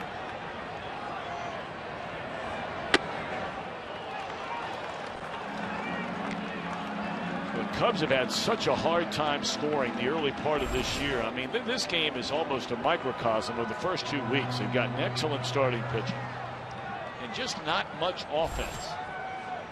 Can they break through and get a big 2-out hit?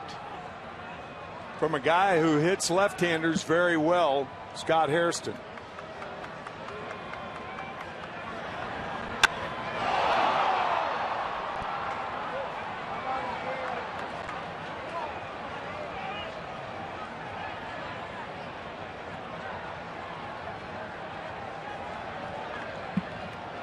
That's what we're talking about so far this year in virtually every category. A slow beginning offensively for this Cubs team. This will be the 8th pitch in this at bat. They're on the corners with 2 away. Short left field. A late break, but able to recover is Torres, and that's all. 2 more stranded. We go to the 7th. 2-0 Giants.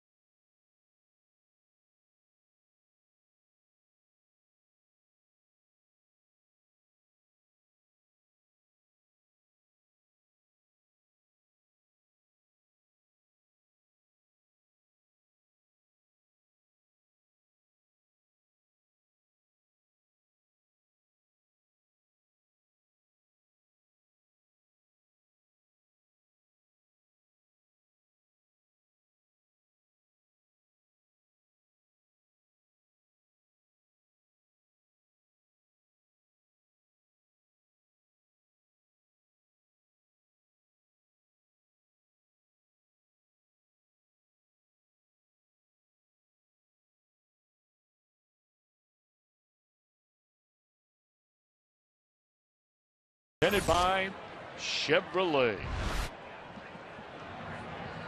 Tom Brenneman alongside the Hall of Famer Tim McCarver. We are back at Wrigley Field under bright sunshine as we move along into this Saturday afternoon, and Michael Bowden takes over on the mound. He's thrown the ball well so far for the Cubs. Picked up from Boston last year in the Marlon Byrd trade.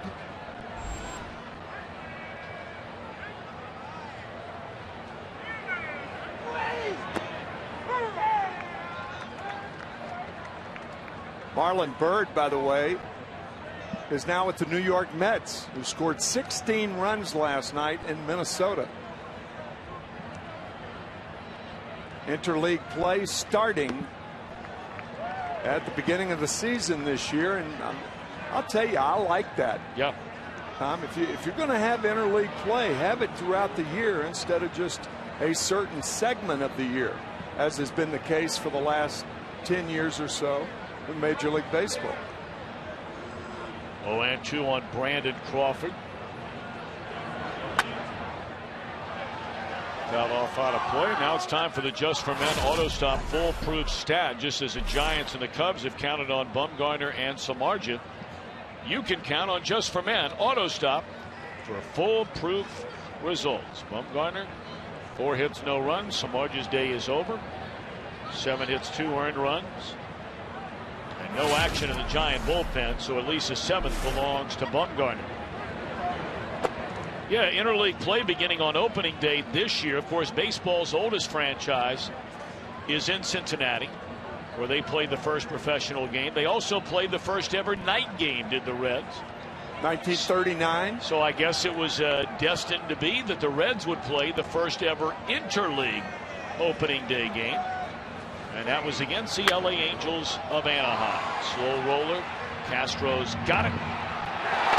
And Crawford beat it out. Brandon was smelling a hit on that. He really busted it down the line. And once that ball got by Bowden, who tried to barehand it, then the throw by Castro is late at first base. Good call by Jeff Nelson.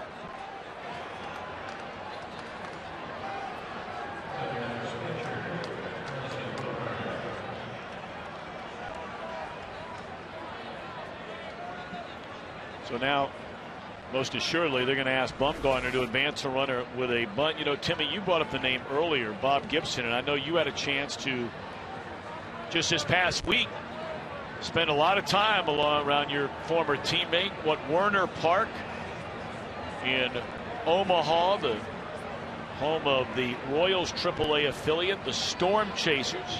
Omaha Storm Chasers. And the unveiling of the Gibson statue on Thursday late morning, about 11:30, and present were dignitaries from Omaha, including Warren Buffett, who has been friends with Bob for 50 years. The commissioner of baseball, Bud Selig, was there. Bill DeWitt, the CEO of the St. Louis Cardinals. And it was really well done. I mean, it could not have been done any better. A big dinner on Wednesday night. Bob Gibson with it's hard to believe, not that he won 251 games, but that he lost 179. And I told him that was my fault. And I'm sure he gladly handed it off to you, right? And you know the guy Bill White, a former teammate, former National League president. Joe Torre was there. But Bill White, the first African-American broadcaster, the first African-American league president. And I don't think Bill White has ever gotten the credit that he is due for what he did in 1961 in spring training. Keep in mind that was 14 years after Jackie Robinson in 1947. And the black players were not allowed to stay with the white players in Florida because of Jim Crow laws. Well, Bill White said, you know, I don't understand it. We go out and we try to win games with the white players, and we can't stay at the same place as they.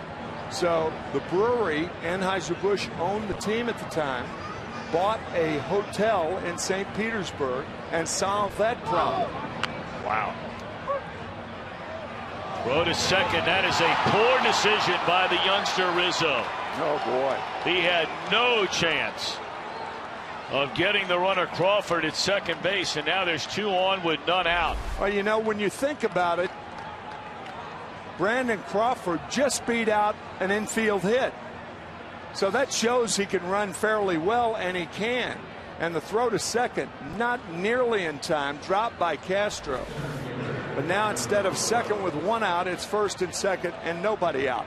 But I've always thought that Bill White never deserved the credit for being the front man for the African American players with the Cardinals to change that whole thing. And he did it as much as Jackie Robinson did it 14 years earlier. Good man, Bill White. Yes, sir. Good man. Now the bunt, and they're going to third. And this time they get the runner.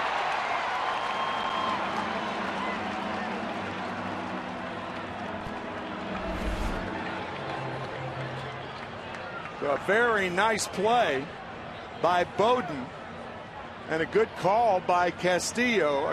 That's a catcher's call because the pitcher has his back to the play. He wheeled and threw immediately to get Crawford.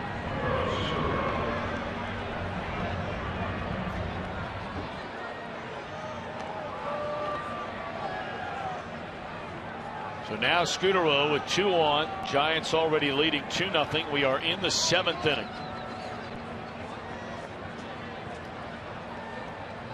So pitcher Bumgarner out there running at second base.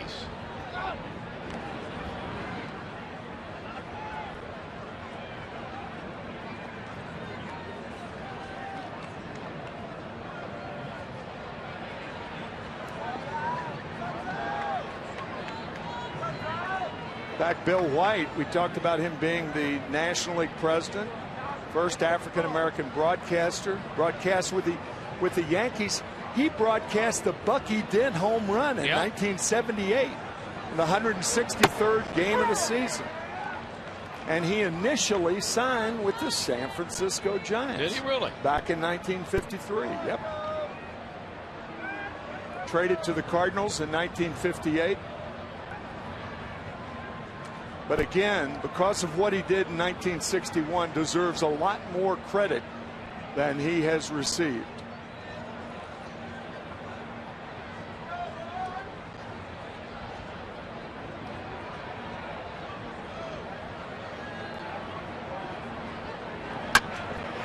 Down the right field line, and that's a base hit. Bumgarner is going to be waved around by Tim Flannery, and the Cubs miss a cutoff man by 30 feet.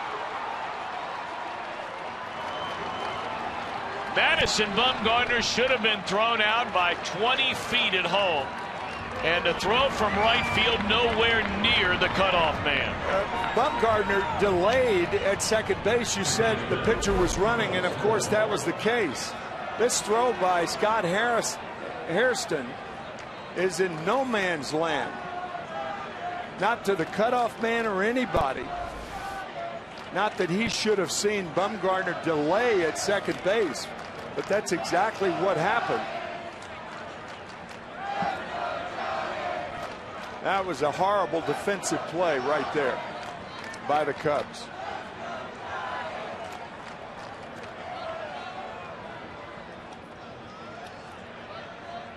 So 3-0 Giants, and looking to add to it with 2 on and 1 out. And the heart of the order coming up now, Sandoval.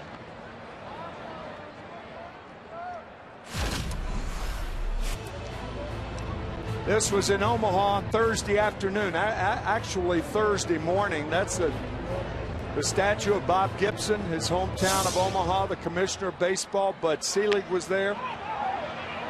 Double play here, and that will end the inning. And as in Omaha, all's well that ends well. Indeed. Bumgarner will get the ball now, stake to a 3-0 lead.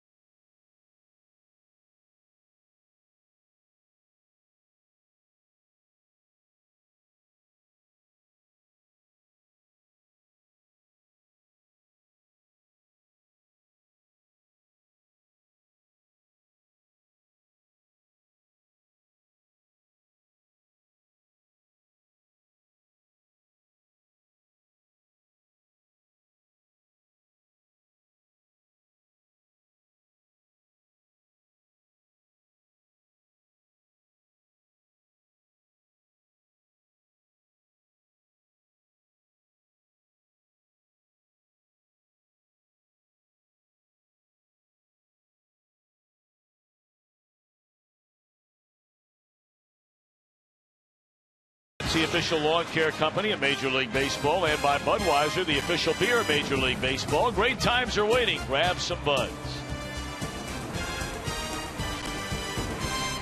Cubs come to bat last of the 7th inning, trailing Madison Bumgarner and the Giants 3-0. Bumgarner working on a 4-hitter.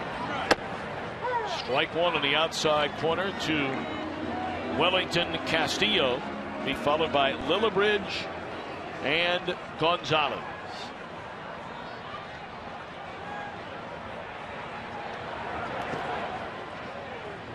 Cubs have only had a couple of innings where they posed a threat. They had a serious threat against Bumgarner back in the 2nd inning.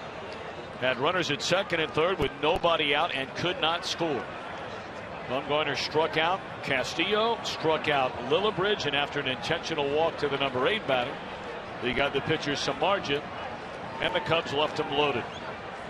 They stranded 2 in the 6th. Celebrate the craft of baseball. For your chance to win a Chevrolet Impala and a trip to the Major League Baseball All-Star Game, just visit Chevy.com.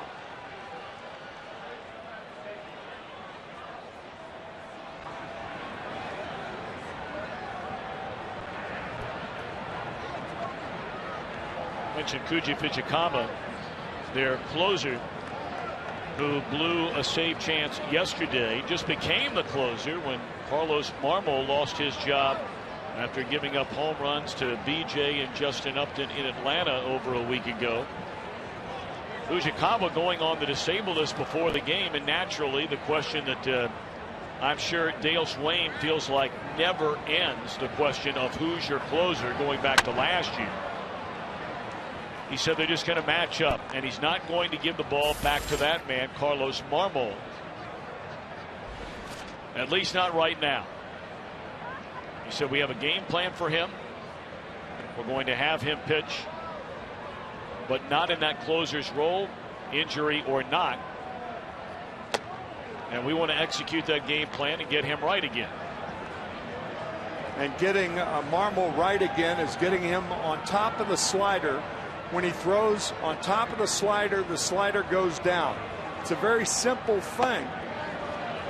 But when that right arm is connected to the mind, a lot of times there's so much criticism. Big contract that he signed a couple of years ago. And he gets under that slider, and that's when it's very, very hittable.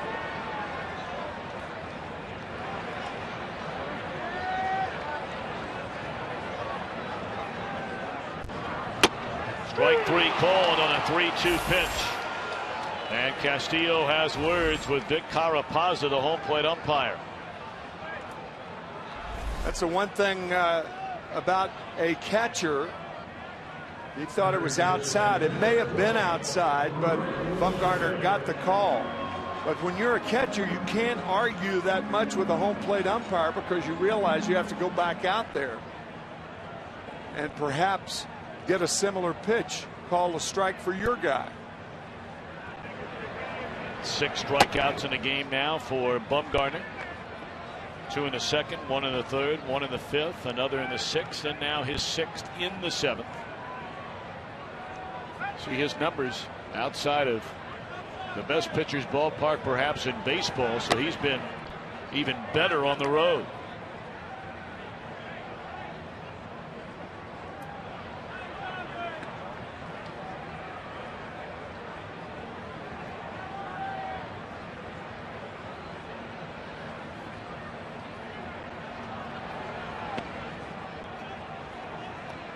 First time all day, a few bodies beginning to move around, a couple of guys beginning to stretch out in a giant bullpen. Now their closer,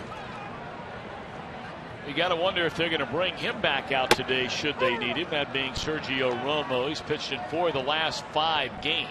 Yeah, I don't think so. Jeremy Affeldt,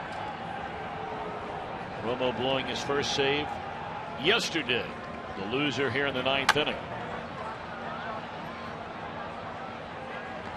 I think Sean Marshall, the left-hander, for the Cincinnati Reds, who used to pitch for the Cubs, and Jeremy Affeldt are two of the most underrated left-handed relievers in the National League. The value to their team or their teams tremendously underrated. Ball in the air, left center field, and there to track it, Polanco. 2 out.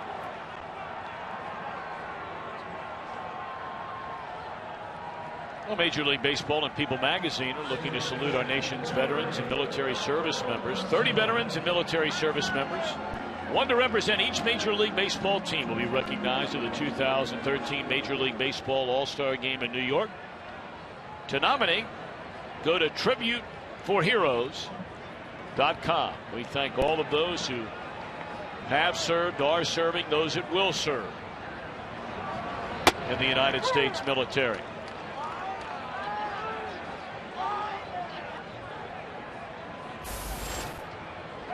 Affeldt healthy and pitching. You brought up the name Sean Marshall. He's only made 1 appearance this year after suffering from what they're calling shoulder fatigue.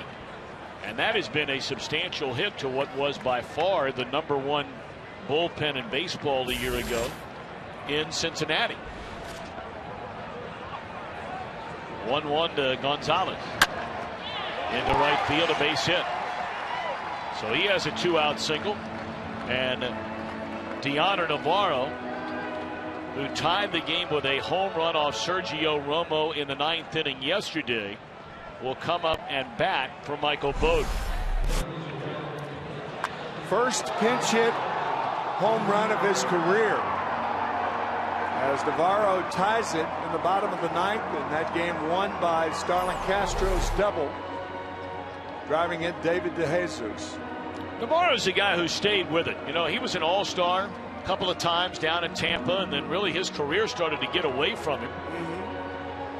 Signed a minor league deal with the Reds and spent almost the entire year catching in AAA last year, and then came up and played very well for them the last month and a half, 2 months of the season, and it earned him a contract over the winter with the Cubs.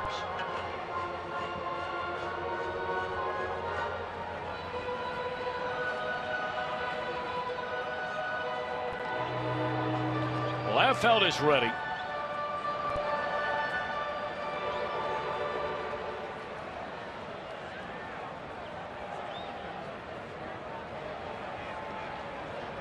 Sure, this will be the final inning either way for the Giants starter, just trying to get this final out.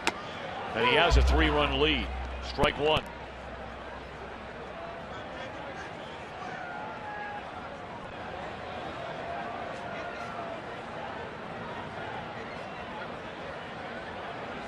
You don't have to give Madison Bumgarner a whole lot of run support for him to win games.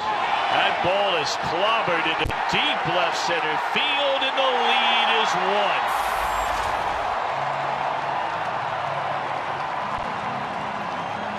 Unbelievable.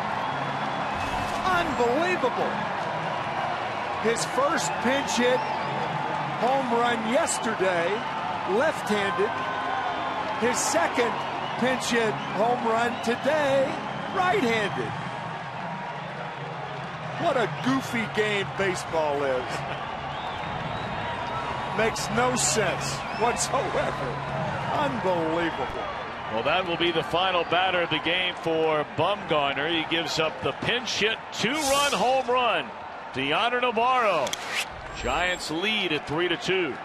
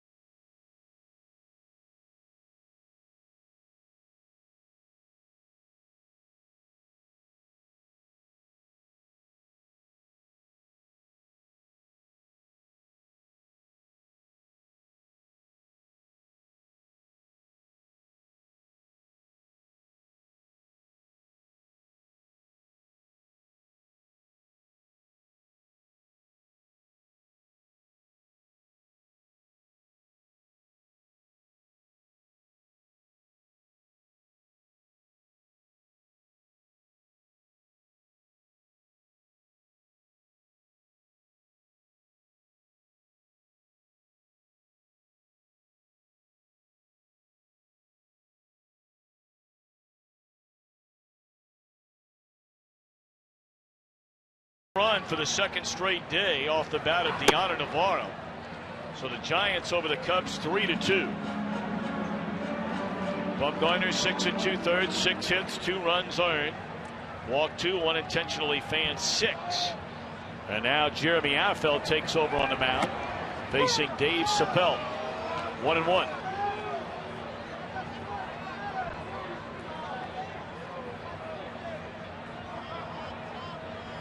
Affeldt has really found a home since coming to the Giants and settled in nicely. Fly ball, right center. And that's all. So Affeldt gets a final out. But back-to-back days. How about Deanna Navarro? Left side yesterday, right side today.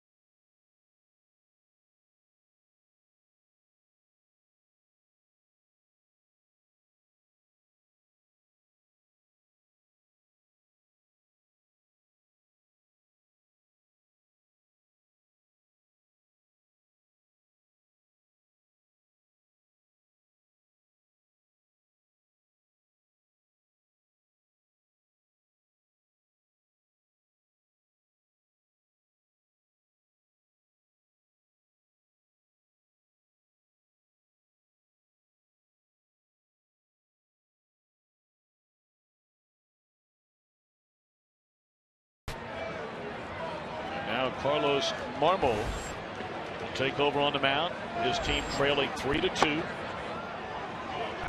Marmol began the year again this year as a Cubs closer. He allowed 9th inning home runs to BJ and Justin Upton in Atlanta on the first road trip. And really lost his closer's job for long stretches in each of the last 2 years. When he throws strikes, he's among the more unhittable relievers in baseball. But he's had a very difficult time throwing strikes. Dale Swain became very upset with him last year. He felt like he threw the slider with greater frequency than at any time in his major league career. And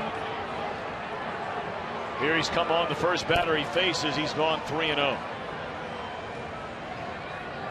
Worst thing in baseball is to be caught in between. And right now, in my opinion, Carlos Marmol is caught in between. The slider, talked about the slider. The Boo Birds have been out at Wrigley last year, this year. 4 straight balls. He was not even close to the strike zone in any of those pitches to Buster Posey. And this may be his last guy with a left-hander on deck. And a left-hander warming. James Russell for the Cubs. Marmol is such a perplexing guy.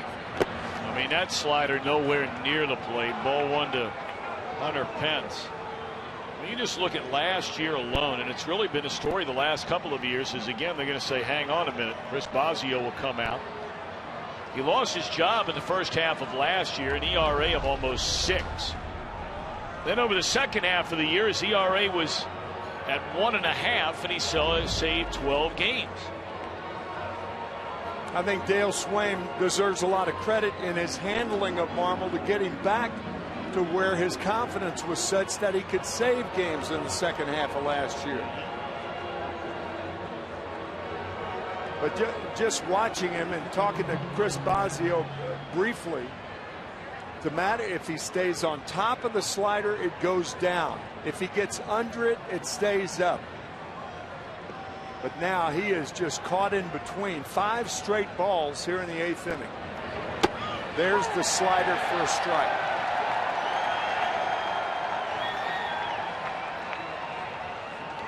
Marmol has handled all of this quite graciously. With aplomb, I agree.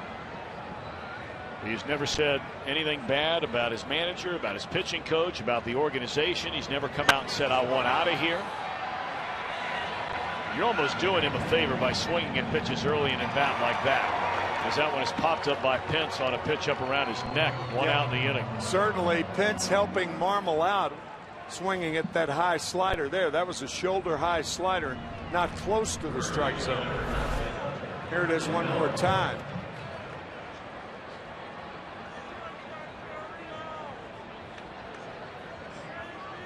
And Pence helping Marmol out. And that kept him in the game, too, because if Pence gets on, you know the left-hander would be in to pitch to Belt. There's one. And safe on the return throw. Belt able to beat it out.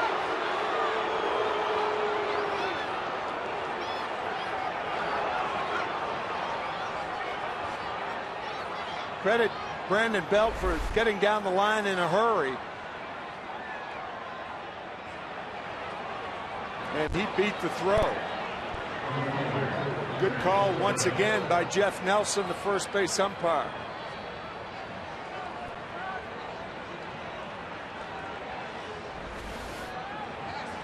So 2 away in the inning. And now he'll face Andres Torres with a runner at first. We're in the top of the 8th inning, and the Giants lead by a run, and there's strike one.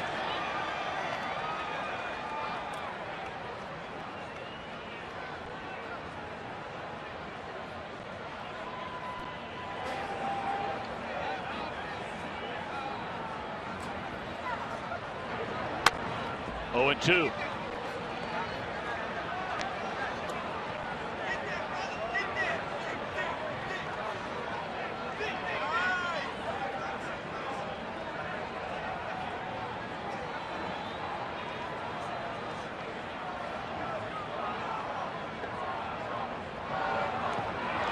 That's good morning, good afternoon, and good night with a good hard-breaking slider down and into the left-handed batter.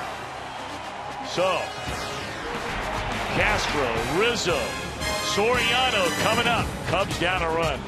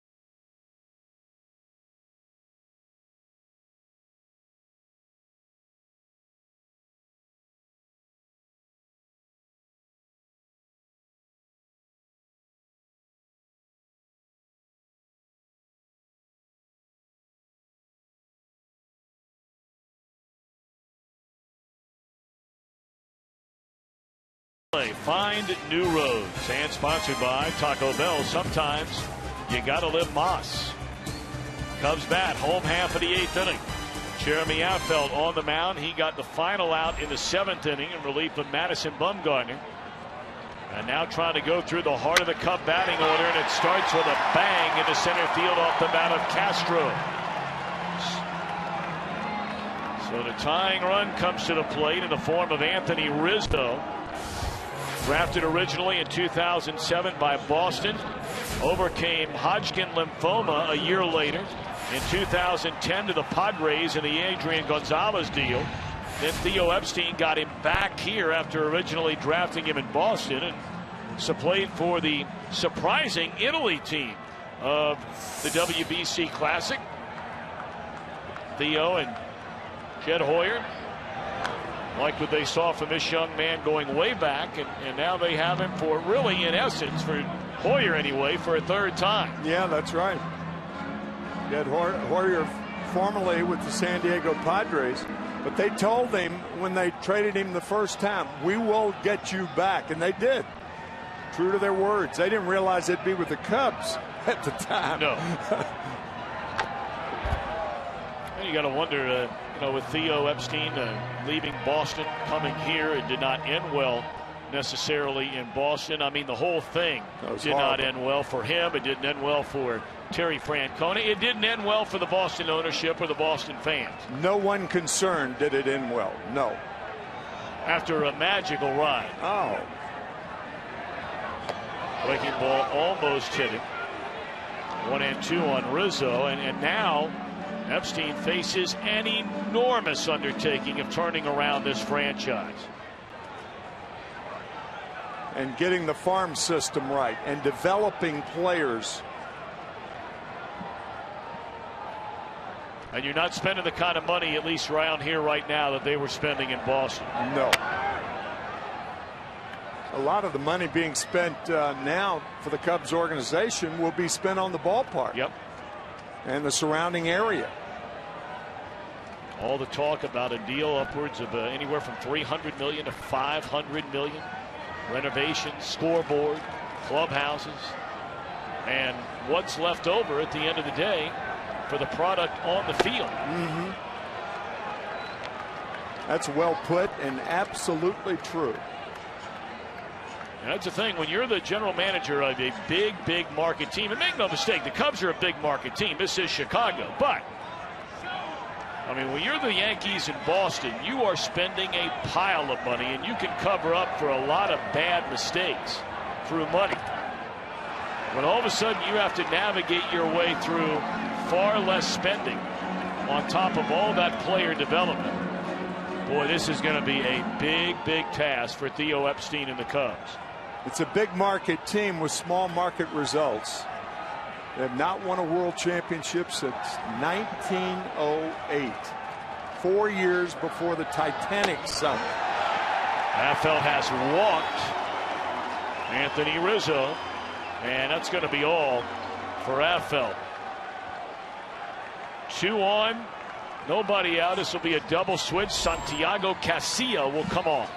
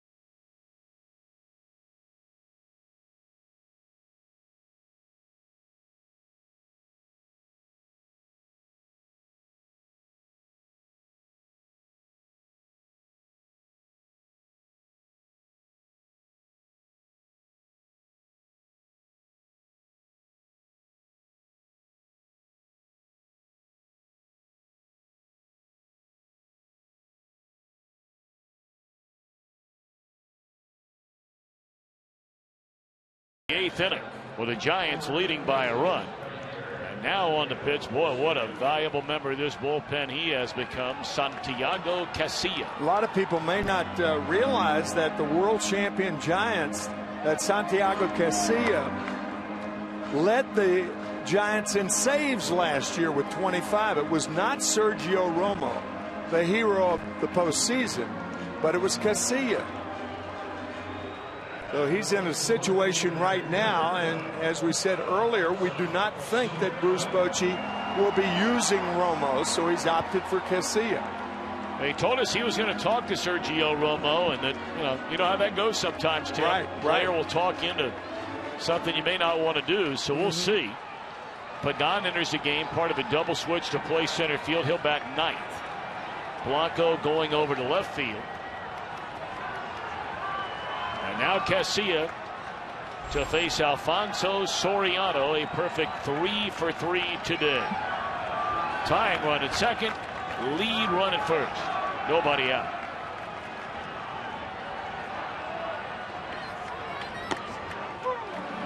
First pitch breaking ball for a strike.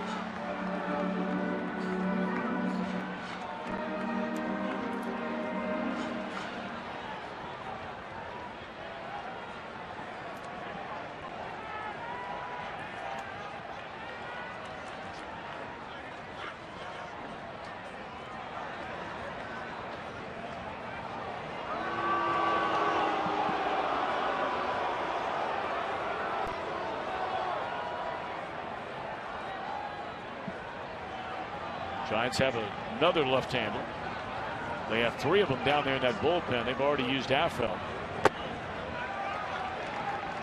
And now Javier Lopez begins to loosen. Some teams break camp, spring training, with only one left-hander. The Yankees, for instance, this year, Boone Logan, the only left-hander in their pen. I think you have to have 2. You should have 3. With all the good left-handed power hitting and the good left-handed hitters there are in the game. 1-1 to Soriano, and it's a ground ball and off the belly of Sandoval, and they get the out at first. A fortuitous bounce indeed for the Giants. It should have been a double play. Misplayed by Sandoval, but right into the hand of Brandon Crawford. Well, that in between hop ate Sandoval up, but credit Crawford with being prepared to make the play. Couple of steps right there, bare hands it, throws him out. Well, Jeff Nelson, the first base umpire, has had 4 very difficult calls at first, and he's gotten them all right.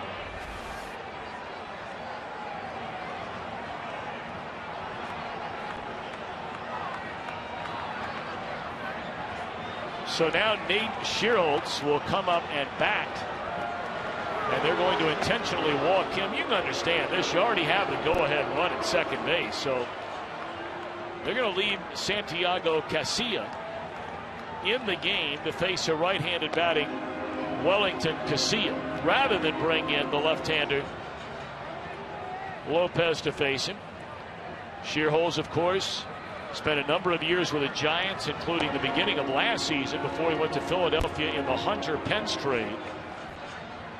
And when the Giants left to come on this road trip, Bruce Bochy brought Nate Schierholtz's World Series ring with him to present it to his former right fielder / occasional first baseman, and gave it to him before the game today. Very nice. Talk about a nice thing.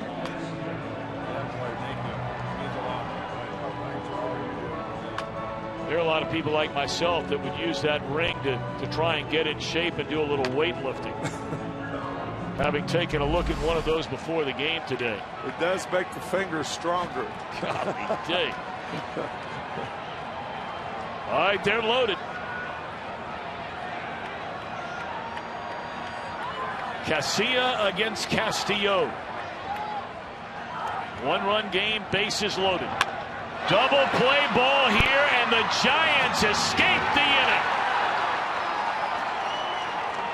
The intentional walk in front of Castillo, and the double play ends the threat. We go to the ninth. The Giants lead 3-2.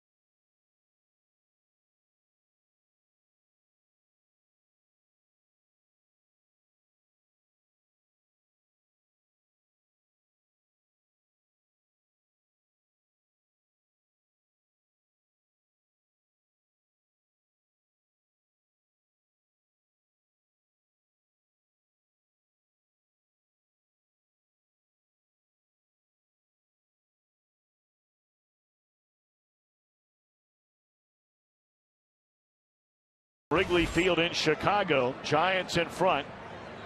His father pitched in the big leagues, Jeff Russell. And here is James Russell.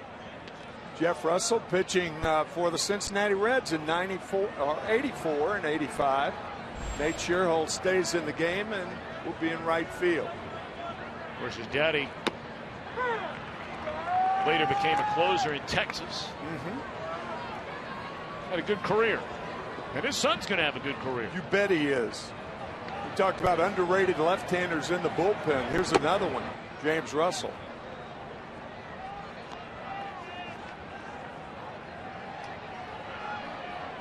Boy, what a huge double play off the bat of Wellington Castillo.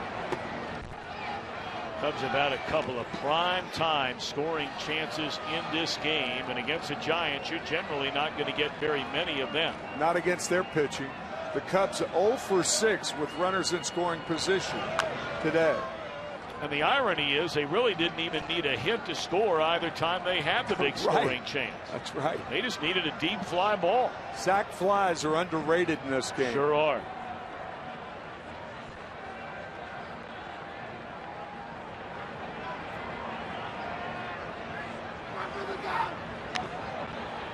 Foul tip.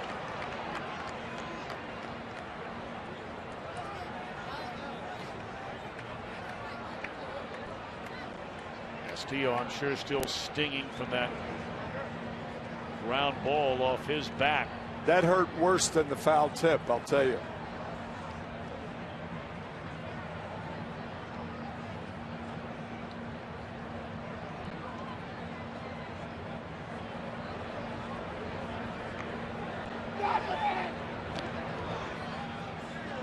So our Burger King play of the game brought to you by Burger King, where taste is king.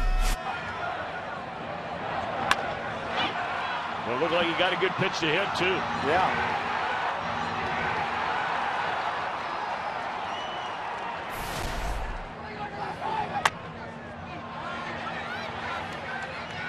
Just in front of the plate.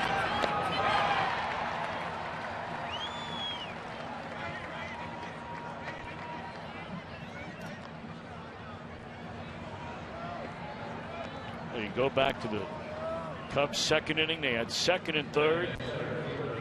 Nobody out. Castillo again at the plate. That time he struck out. Brent Lillibridge had a chance. With one away, he struck out. They wound up leaving the bases loaded with a pitcher batting. Got the pinch hit home run by Dioner Navarro, who hit his first pinch hit career home run yesterday. That was from the left side. Today from the right side, as they're 2 away in the inning. For those of you wondering, the last player to hit pinch hit home runs on back-to-back days came on May the 5th and the 6th in 2007 in Atlanta by Dodger Wilson Betterman. Remember him? He could hit. Sure. On May the 5th against Tim Hudson. On May the 6th off Kyle Davies. I think Betterman injured himself on going from first to second on what looked like a routine trip to second base. I think he blew out a knee, and with the Baltimore Orioles the last week in spring training, I believe. Strike one to Gregor Blanco. This is Casillas' game, so Tim brought it up earlier. They're going to stay away, it appears, from Sergio Romo's. Pitched in 4 of the last 5 games. He already has 6 saves this year in 7 tries. 6 saves, the league leader. So this will be Casillas' game to try and nail down for Bumgarner. And the latter third in the batting order coming up for the Cubs.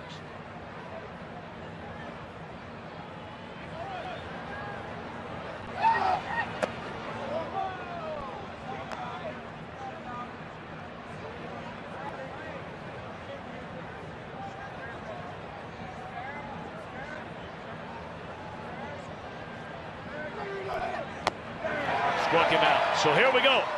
Bottom of the 9th. The Cubs won it in the last of the 9th yesterday. Can they do it back-to-back days?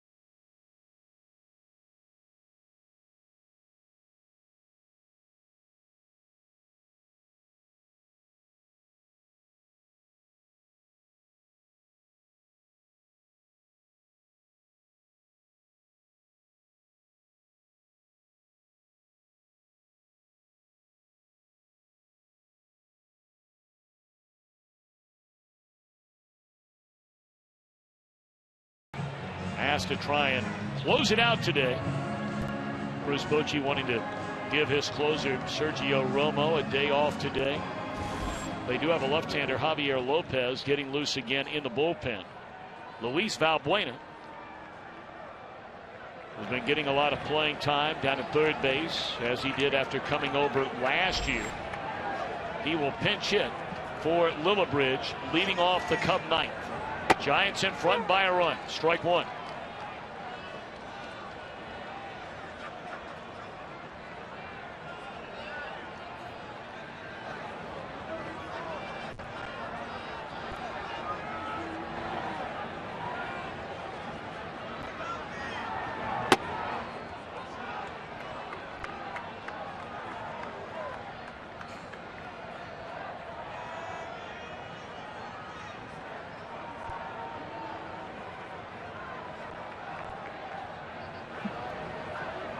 Well, it was yesterday, same count after the Giants had just taken the lead in the top of the ninth.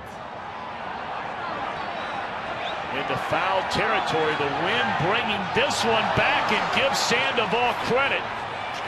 He made the catch, falling into the stands right against the gate area, and Sandoval has not gotten up yet. Boy, you sure hope he's okay.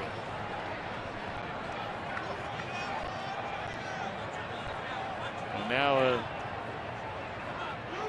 looked like he caught the ball before he made the tumble. Of course, Sandoval has been nursing that right elbow strain. Going back to spring training. Going back to spring training, right? It's a better shot.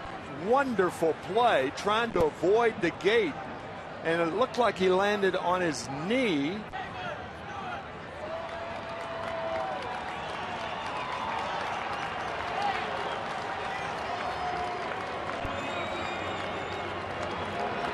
Over the little gate.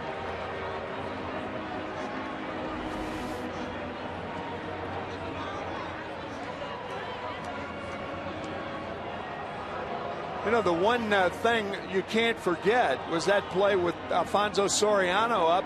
Nobody out, runners on at first and second. And the ball hitting off of Sandoval and to Brandon Crawford, who alertly threw the ball to first base. You're right. Talk about a fortune. You talked about it, Tom, and that was a very fortuitous bounce for the Giants. Then this play, Sandoval toppling into the stands. You don't know. It appears to be okay. There could be a cut on his left ankle, we understand.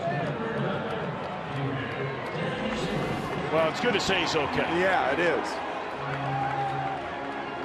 So now we have another pinch hitter coming up for the Cubs. It'll be David DeJesus. He is their regular center fielder. Scored the winning run in yesterday's game on the double by Starlin Castro. Tell you, he was a nice acquisition by the Cubs. Yeah, not a huge name. He was a good player, guy get on base a lot in Kansas City, and came over here and was their right fielder, replacing Kosuke Fukudome last year. And then after they traded Marlon Byrd, DeJesus was moved into center.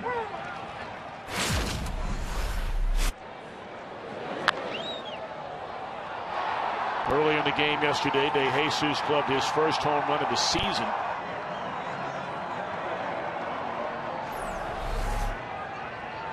Good for a left-handed hitter right now because those flags, the wind blowing out to right field. And DeJesus, that's where his power is. 0-2. Cubs only have one player left on their bench, and he's going to have to hit next for the pitcher.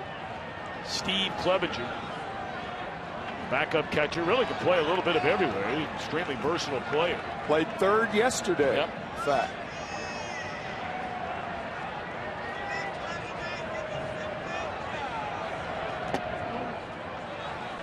One and two on DeJesus. They do have Lopez.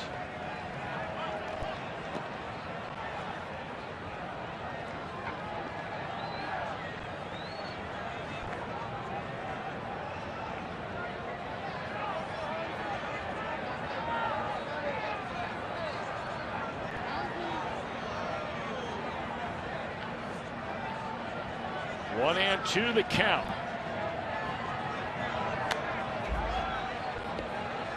And a pitch to hit right there, and he smacks the bat with his right hand, wanting to have that one back. Giants trying to make it 2 wins in the first 3 games of this series. A win would stretch their record to 8-4. Dale Swaim's team trying to avoid a 4-7 start.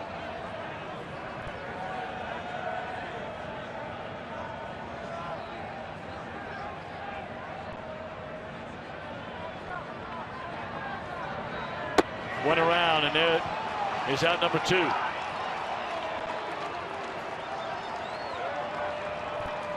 Good slider, and DeJesus couldn't hold up. I guess that's what Bruce Bochy is looking at right now, because technically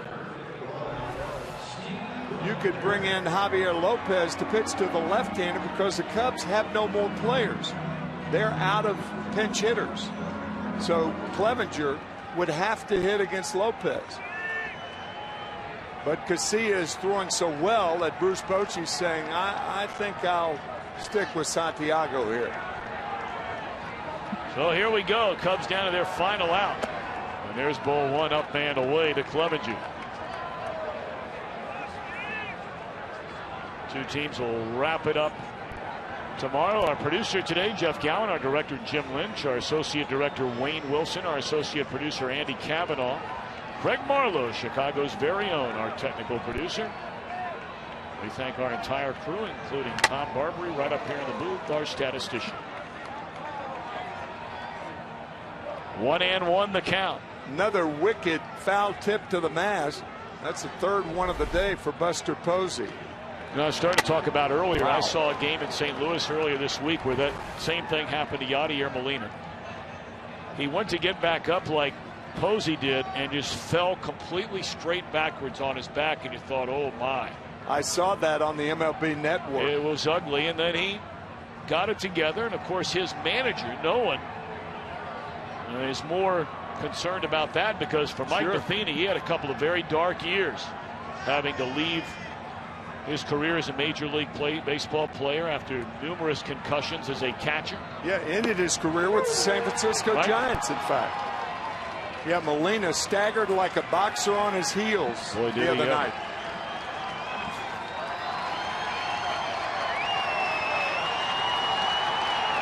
Giant fans in the ballpark. They travel well.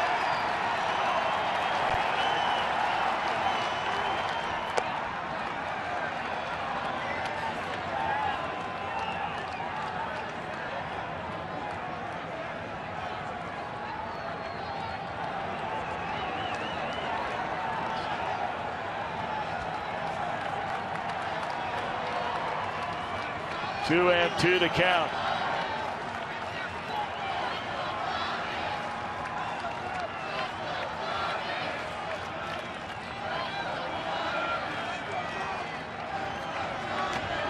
That's all she wrote.